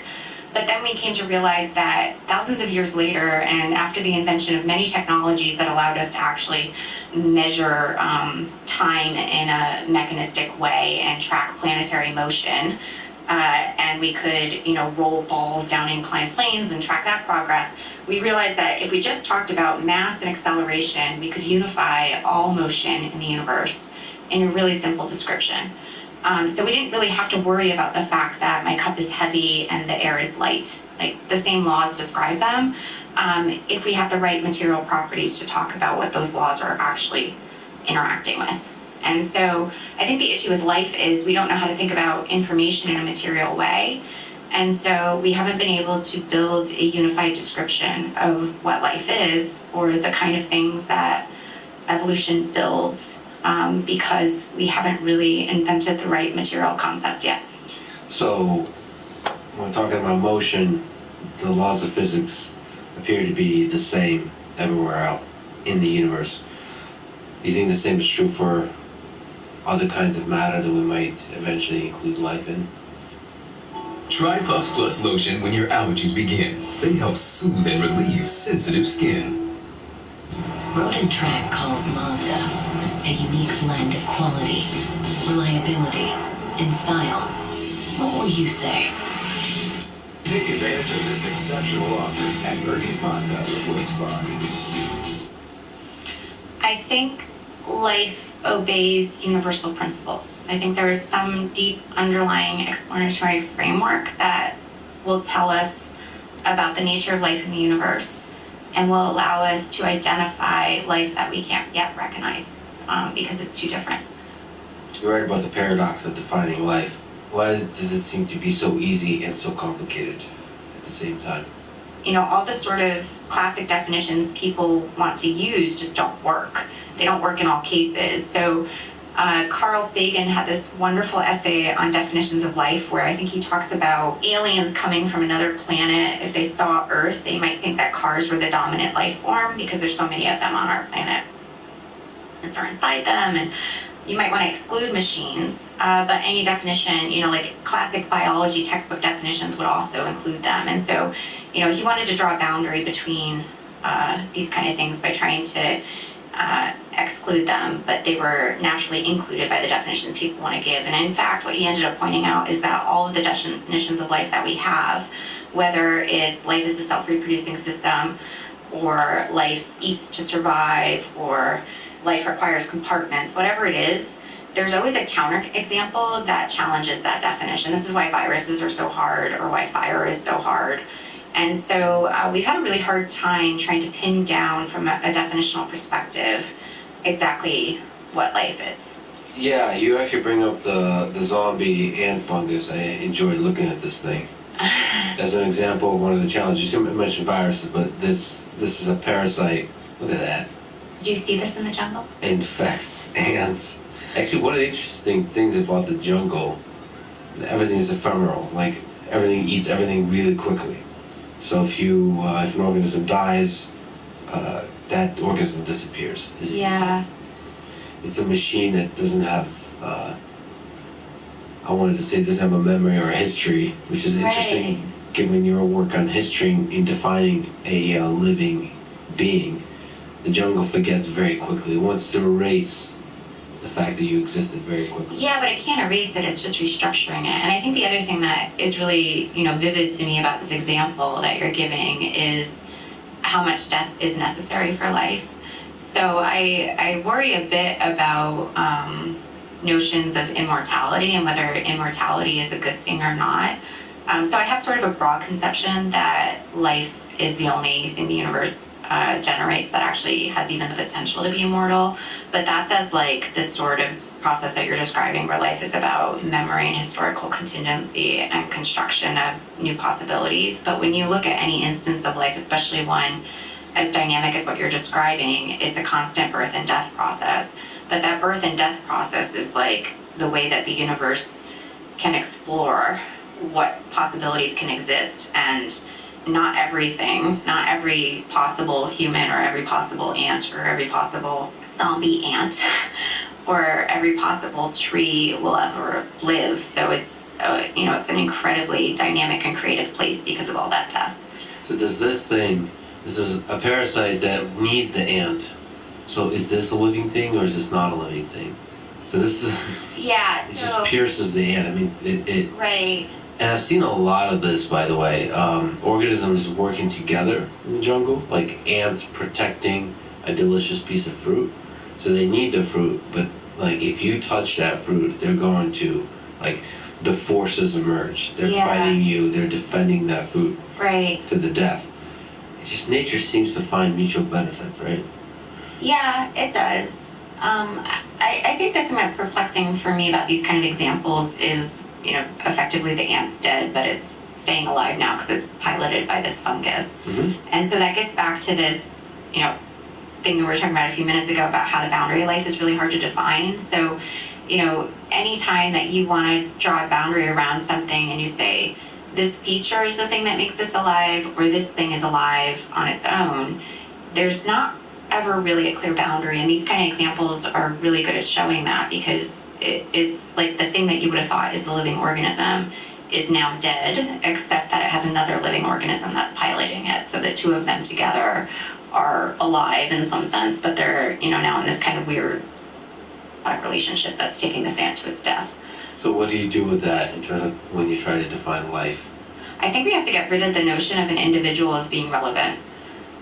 And this is really difficult because, a lot of the ways that we think about life, like the fundamental unit of life is the cell, individuals are alive, but we don't think about how gray that distinction is. So, for example, you might consider, self-reproduction to be the most defining feature of life. A lot of people do. Actually, like, one of these standard different definitions that a lot of people may feel like to use in astrobiology is life is a self-sustaining chemical system capable of Darwinian evolution, which I was once quoted as agreeing with, and I was really offended because I hate that definition. I think it's terrible. And I think it's terrible that people use it. I think like every word in that definition is actually wrong as a descriptor of life. Life is a self-sustaining chemical system capable of Darwinian evolution. Why is that? That seems like pretty good. Yeah, I know. If you want to make me angry, you can pretend I said that and believed it. So self-sustaining chemical system, Darwinian evolution. What is self-sustaining? What's so frustrating? I mean, which aspect is frustrating to you? But it's also those are very interesting words. Yeah, they're all interesting words. And together they sound really smart and they sound like they box in what life is, but you can use any of the words individually and you can come up with counterexamples that don't fulfill that property. The self-sustaining one is really interesting, thinking about humans, right? Like, we're not self-sustaining, we're dependent on societies. And so, I find it paradoxical that, it might be that societies, because their self-sustaining units are now more alive than individuals are. And that could be the case, but I still think we have some property associated with life. I mean, that's the thing that we're trying to describe. So that one's quite hard. And in general, no organism is really self-sustaining. They always require an environment. So being self-sustaining is coupled in some sense to the world around you. We don't live in a vacuum. So that part's already challenging. Go to chemical system. I don't think that's good either. I think there's a confusion because life emerges in chemistry, that life is chemical. I don't think life is chemical. I think life emerges in chemistry because chemistry is the first thing the universe builds where it cannot exhaust all the possibilities because the combinatorial space of chemistry is too large. Well, but is it possible to have a life that is not a chemical system? I joined the Old Spice Hair Rescue crew really to make a difference.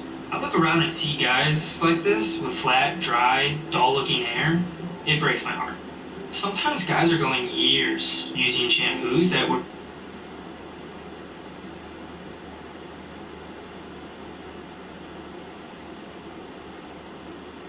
never designed for men, and the results can be pretty devastating.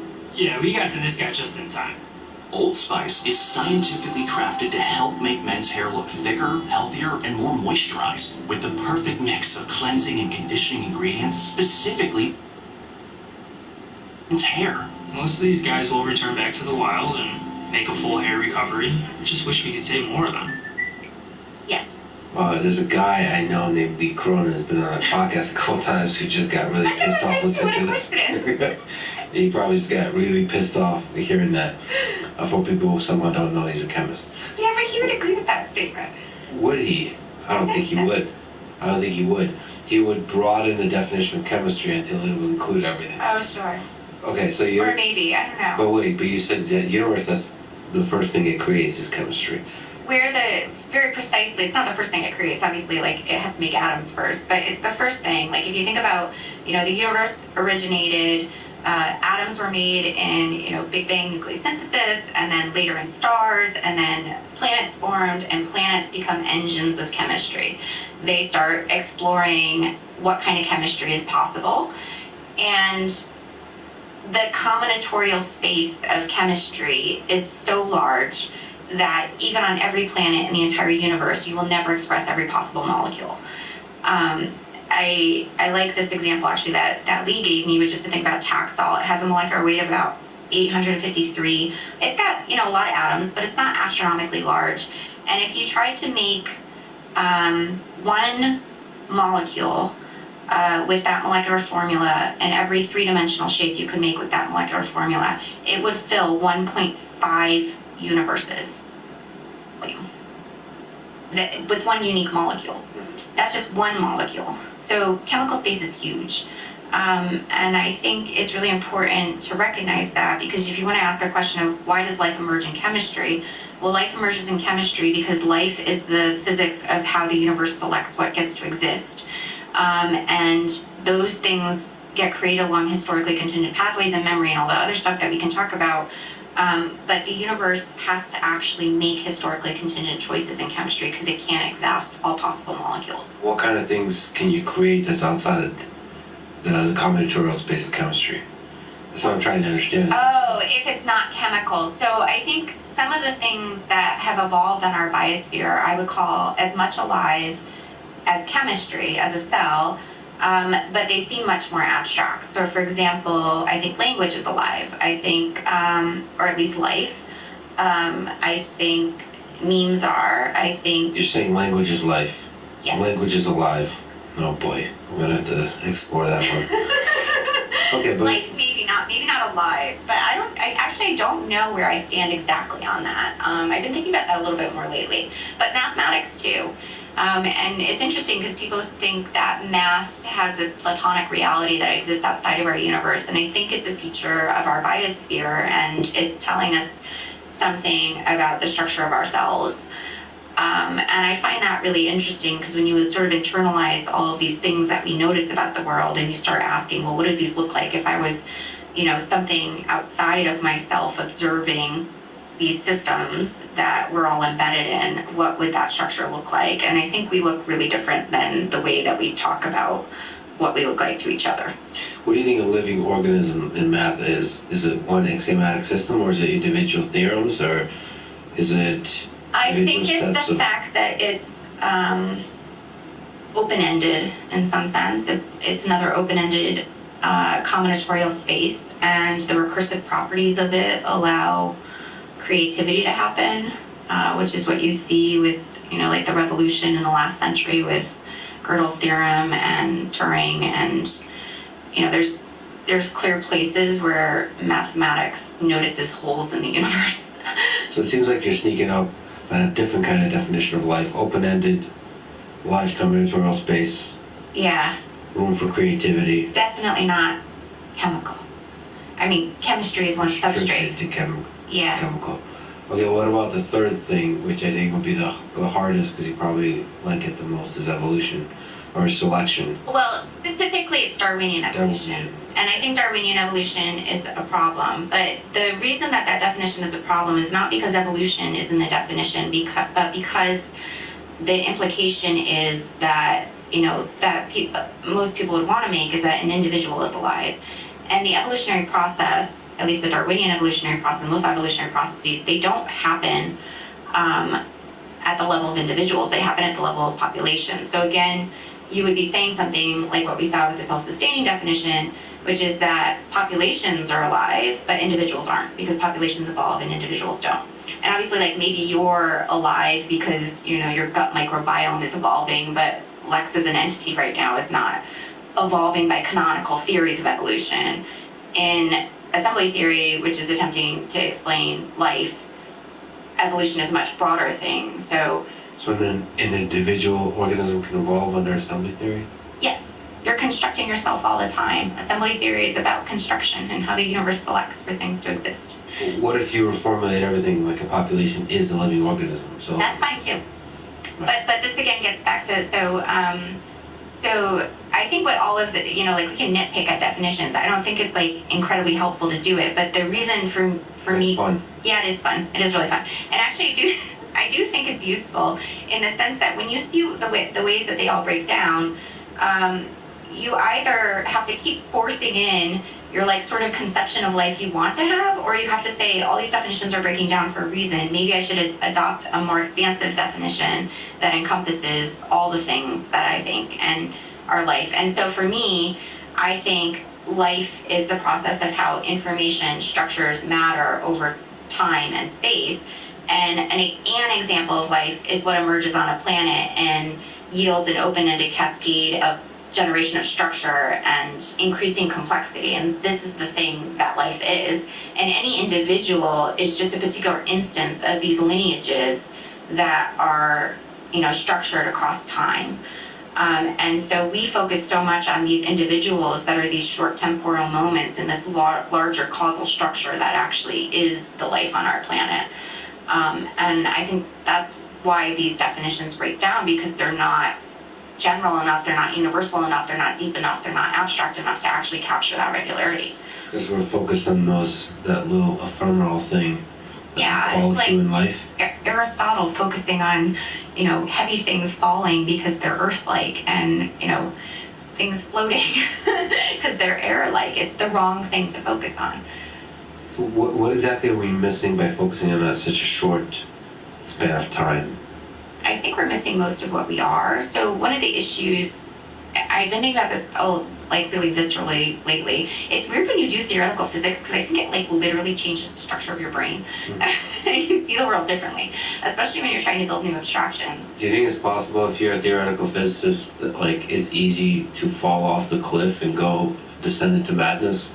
I mean, I think you're always on the edge of it, but I think what is amazing about being a scientist and trying to do things rigorously is it keeps your sanity. So I think if I wasn't a theoretical physicist, I would be probably not sane. But what it forces you to do is hold the fire. Like, you have to hold yourself to the fire of, like, these abstractions in my mind have to really correspond to reality, and I have to really test that all the time. And so I love building new abstractions, and I love going to those, like, incredibly creative spaces that people don't see as part of the way that we understand the world now. But ultimately, I have to make sure that whatever I'm pulling from that space is something that's really usable and really, like, relates to the world outside of me. That's what science is. So we were talking about what we're missing when we look at a small stretch of time and a small stretch of space. Yeah. So the issue is we evolve perception to see reality a certain way, right? So for us, space is really important and time feels fleeting. And I had a really wonderful mentor, Paul Davies, most of my career. And Paul's amazing because he gives these, like, little seed thought experiments all the time. Like, something he used to ask me all the time was when I was a postdoc, this is kind of a random tangent, but was like, how much of the universe could be converted into technology if you were thinking about, like, long-term futures and stuff like that. And it's like a weird thought experiment, but, like, there's a lot of deep things there. And I do think a lot about the fact that we're really limited in our interactions with reality by the particular architectures that we evolved. And so we're not seeing everything. And in fact, our technology tells us this all the time because it allows us to see the world in new ways by basically allowing us to perceive the world in ways that we couldn't otherwise. And so what I'm getting at with this is I think that living objects are actually huge. Like, they're some of the biggest structures in the universe, but they are not big in space, they are big in time.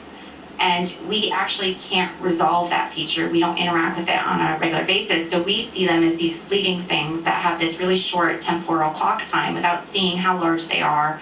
When I'm saying time here, I really like the way that people could picture it is in terms of causal structure. So if you think about the history of the universe to get to you, and you imagine that that entire history is you, that is the picture I have in my mind when I look at every living thing.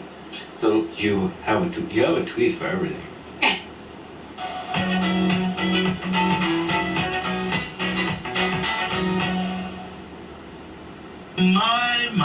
My. That's a lot of burger. You tweeted. Doesn't everyone? You have a lot of poetic, profound tweets. Sometimes they're puzzles. Take a long time to figure out. Well, you know what it is? The trick is, the reason they're hard to write is because it's compressing a very deep idea into a short amount of space. And I really like doing that intellectual exercise because I find it productive for me. Yeah, it's a very interesting kind of compression algorithm, though. Yeah, I like language. I think it's really fun to play with. Yeah, I wonder if AI can decompress it. That'd be I think I would like to try this, but I think I use language in certain ways that are non-canonical, and I do it very purposefully. And it would be interesting to me how AI would interpret it. Yeah, your tweets would be a good Turing test for superintelligence. Anyway, you tweeted that things only look emergent because we can't see time. Mm-hmm. So, if we could see time, what would the world look like? You're saying you'll be able to see everything that an object has been, every step of the way that led to this current moment, and all the interactions that required to make that evolution happen. You would see this gigantic tail. The universe is far larger in time than it is in space. Yeah. And this planet is one of the biggest things in the universe. Also, the more complexity, the bigger. Yeah, so like technosphere, I think the modern technosphere is the largest object in time in the universe that we know about. And when you say technosphere, what do you mean? I mean the global integration of life and technology on this planet. So all the technological things we've created? Mm-hmm. But I don't think of them as separate. They're like very integrated with the structure that generated them. So you can almost imagine it like time is constantly bifurcating, and it's generating new structures, and these new structures are, locally constructing the future. And so things like you and I are very close together in time because we didn't diverge like very early in history of the universe. It's very recent. And I think this is one of the reasons that we can understand each other so well and we can communicate effectively. And I might have some sense of what it feels like to be you. But, other organisms bifurcated from us in time earlier. This is just the concept of phylogeny, right? But if you take that deeper and you really think about that as the structure of the physics that generates life, and you take that very seriously, all of that causation is still bundled up in the objects we observe today. And so you and I are close in this temporal structure, but we're also, and we're so close because we're really big, and we only are very different in sort of like the most recent moments in the time that's like embedded in us. It's hard to use words to visualize what's in minds. I have such a hard time with this sometimes. I was thinking on the way over here, I was like, you have pictures in your brain, and then they're hard to put into words. But I realized I always say I have a visual, but it's not actually I have a visual, it's I have a feeling. Because oftentimes I cannot actually draw a picture in my mind for the things that I say, but sometimes they go through a picture before they get to words. But I like experimenting with words because I think they help paint pictures. Yeah, it's again some kind of compressed feeling that you can query to get a sense of the bigger visualization that you have in mind. It's just a really nice compression. But I think the idea of this object that in it contains all the information about the history of an entity that you see now, just trying to visualize that is pretty cool. Yeah. Obviously the mind breaks down quickly as you step seconds and minutes back in time. But for sure.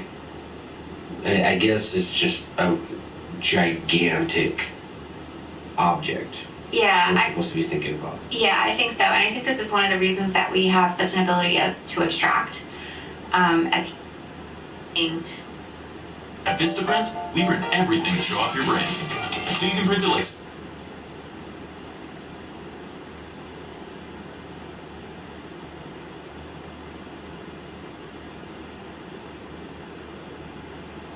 Things.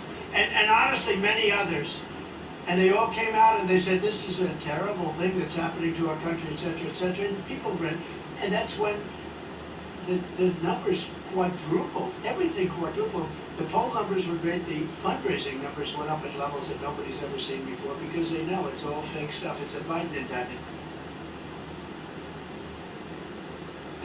He's a Biden indictment. He did it to hurt his political opponent because he's a lowlife who's the dumbest president we've ever had, in addition to...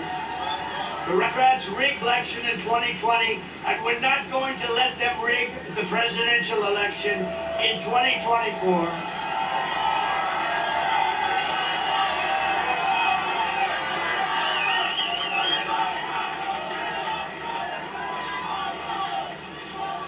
And every time, we're not going to let them do it. By the way, if we win Wisconsin, now you know Biden, you know what Biden would say? He'd say, if we win Iowa, oh sir, you're in Wisconsin, oh. But I have to be careful because when I do that stuff, they'll sometimes put it on like I was saying it. So when I imitate him, because he can't find his way off the stage ever, there's only 4 or 5 stairs on this one. Sometimes I have like 7 stairs. Anything built by the government, we have a lot of stairs because they have unlimited money. But you know what? When I imitate him, and you've heard this a little bit, I say it every once in a while, I said to my wife, how good was that speech? Was that great? Was it the greatest? I had 107,000 people show up in New Jersey 3 weeks ago. 25,000 people in the South Bronx. People weren't sure about that one. It was love. That was a love fest, South Bronx. And I called up my wife. I said, how good. Now, I had just imitated him trying to get off the stage. And, you know, there's walls around, and I walk into walls. It's sarcasm. It's like, it's truth. When he walks into stages, he falls down. I better not ever fall down because they'll say, he said, we just don't want to fall down. You have to keep yourself from falling down. You just have to be careful. But he'd walk into walls and everything. So I said to my wife, how great was it, New Jersey? 107,000 people, nobody could have ever in history, nobody could have gotten 107,000 people. There's never been a politician, Vivek. You're just peanuts by comparison, Vivek. You don't know it. He hasn't learned his lesson yet. He has not learned his lesson yet. But he's a good man. He's going to be with us in some form. He hasn't learned.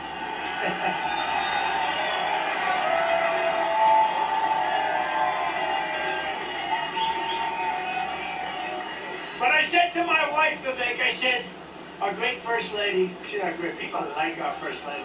So I said,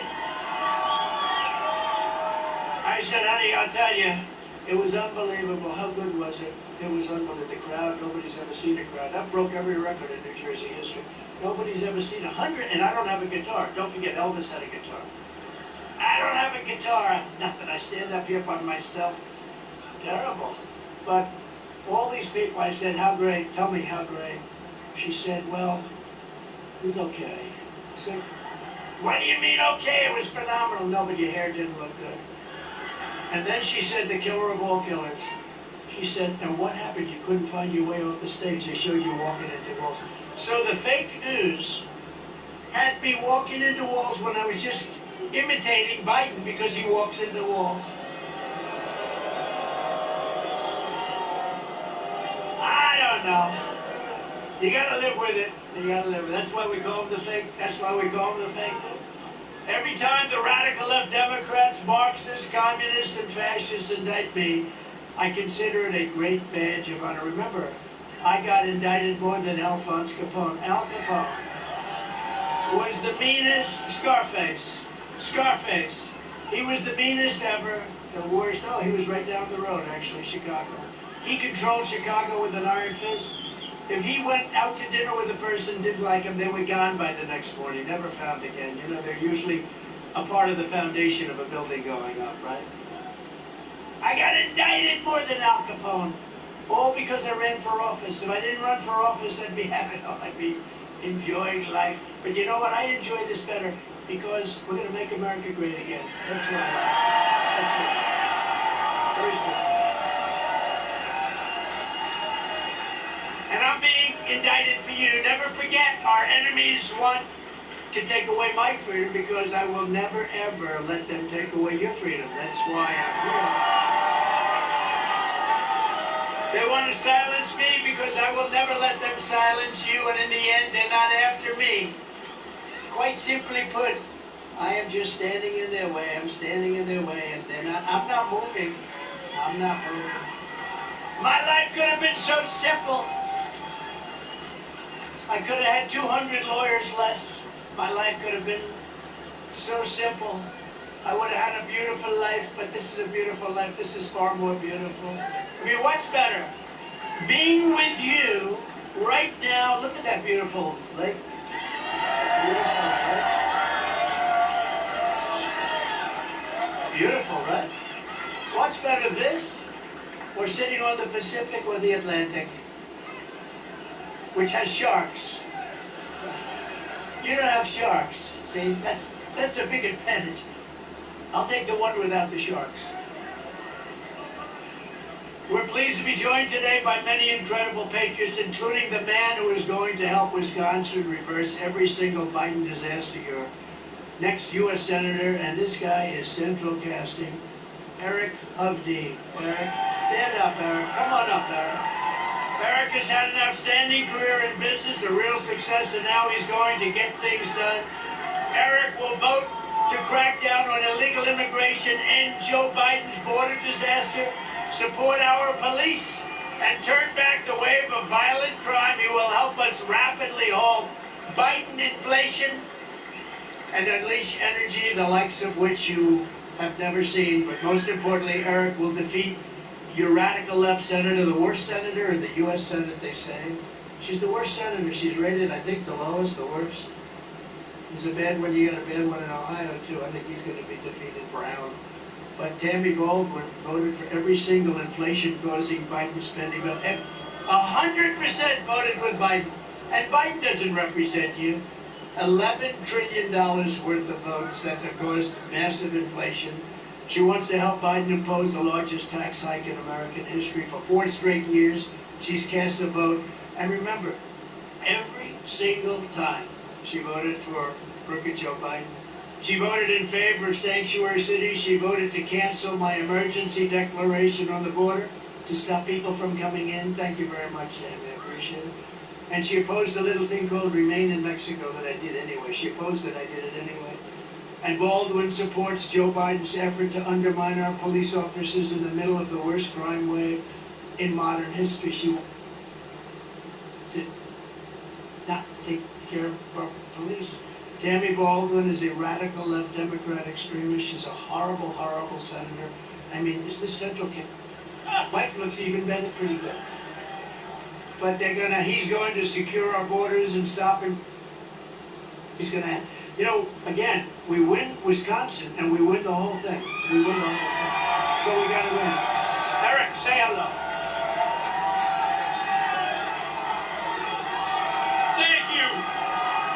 Thank you, Mr. President. And we do have a gorgeous state. Look at how beautiful Wisconsin is.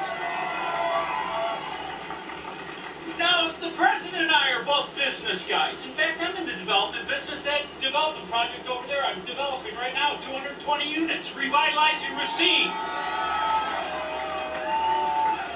But in the world of business, results matter. And in business, you either get it done or you don't get it done. So let's take a quick look. President Trump, inflation averaged about 1.7%. Almost nothing. Joe Biden, 6%. And I agree with President Trump, the prices have gone up more than 20%. Are you kidding me? They're fudging the numbers. How about your incomes? Do you know your incomes grew under President Trump at a faster rate than any time in American history? 7.7%. Under Joe Biden, sadly, your wages have declined by 2.9%. We've never had that in 3 years. They're crushing the middle class. They're crushing the working class. And how about the border? President Trump showed you the numbers. The numbers are clear. He had the border completely under control. Joe Biden, first year, over 3 million. Second year, over 3 million. Third year, they don't even know. I mean, we may have 16 million illegal immigrants. Our streets are being flooded with fentanyl. And by the way, Mr. President, I know you're going to take care of this. They can't account for 100,000 children. And sadly, too many of those kids have probably ended up in the sex trade. So the results are clear. This president, no wars. Joe Biden, the world's awash in conflict. So the results speak for themselves. And Tammy Baldwin has voted with Joe Biden 95.5% of the time. Now I gotta ask you, Mr. President, you have a lovely, gorgeous wife. I got married. I'm lucky with a beautiful wife. We've been great relationship, but I can tell you, I don't agree with her 95.5% of the time, and I sure the heck know she doesn't agree with me 95.5% of the time. So how could Tammy Baldwin agree with Joe Biden 95.5% of the time? She's been a disaster. She's talking about fentanyl. She's done nothing on fentanyl. She has voted for open borders. She has voted for all the debt. Everything she has done wrong.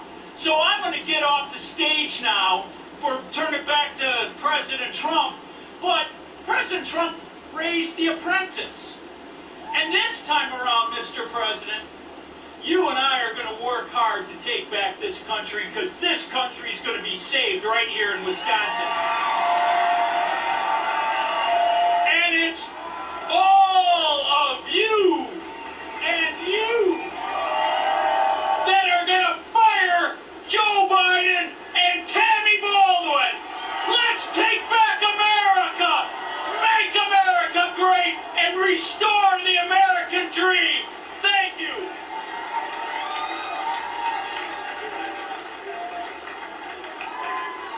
Thank you, Aaron.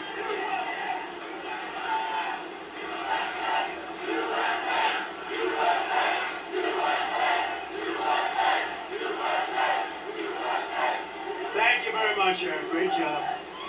Go out and vote. You're getting a dynamite. You need that. That's what you need. You need that in Washington. We're also pleased to be joined by former Governor Scott Walker. Scott, great governor. A great governor. You're coming with us, Scott. You're coming with us. Thank you very much. And a friend of mine for a long time, another great one. This was a great one. I don't know, I've heard he's like the most popular person in your whole state. Although Scott's right there too. Tommy Thompson. Tommy Thompson. Tommy, thank you. And Tommy, I hear you're heading up the Trump campaign in Wisconsin, right? Right? All right, we're all done with that, Tommy. I like that. Tommy's heading it up. How the hell, can I do better? I don't think so, right? Thank you, Tommy. We appreciate it very much. Scott, thank you very much. House Republican leader, Steve Scalise. Very brave guy. Steve. Thank you, Steve. Thank you very much. And members of Congress, a real warrior, Derek Van Orden. He cannot take no for an answer. Thank you very much. Thank you, Ed. Thanks, Derek. That's great. Brian Stile took the place of somebody that wasn't nearly as good as him. Doing a much better job than his predecessor. Thank you very much. That's great. And he's working on all sorts of J6 scams and hustles and what's happening. He's in charge of the committee, and I hear you're doing a fantastic job. And you're going to make sure that we have an honest election in the great state of Wisconsin, right? This area. Thank you very much. Great job. Appreciate it. Another friend of mine, Glenn Grothman. Glenn, thank you very much. And we all know he's here because I heard he made a great speech before, and people really like him. He came sort of, nobody knew him too much. All of a sudden they say, he's a smart guy, and he's a very smart guy. Vivek Ramaswamy.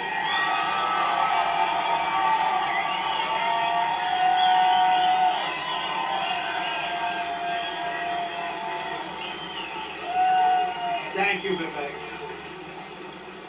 He's done a great job, actually. Wisconsin GOP Chairman Brian Schemming. Thank you, Brian. Very important guy. We're gonna win it. We're gonna win it. We gotta win it. Thank you, Brian. And the next candidate from Wisconsin's 8th Congressional District, Tony Weed. Tony, thank you. Great. Oh, another central casting guy. Wow. They have good-looking people in this state, don't they, huh? Wow. That's great. Good. Thank you, Tony, very much. You're going to do great. From the very first day that we take back the White House from crooked Joe Biden, I believe we are going to have the 4 greatest years in the history of our country.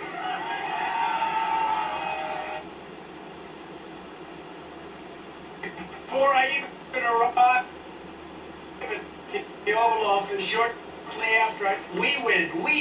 It's about us. Afterwards, the hour will happen between Wright and Settleton. It never happened. All those people dead, all those cities destroyed. You can never rebuild them. Never rebuild them like they were. Beautiful 1,000-year-old buildings with the gold domes. You can never rebuild them, but what a shame. And one thing I'll do that nobody else can say, they can not even talk. I know all the players.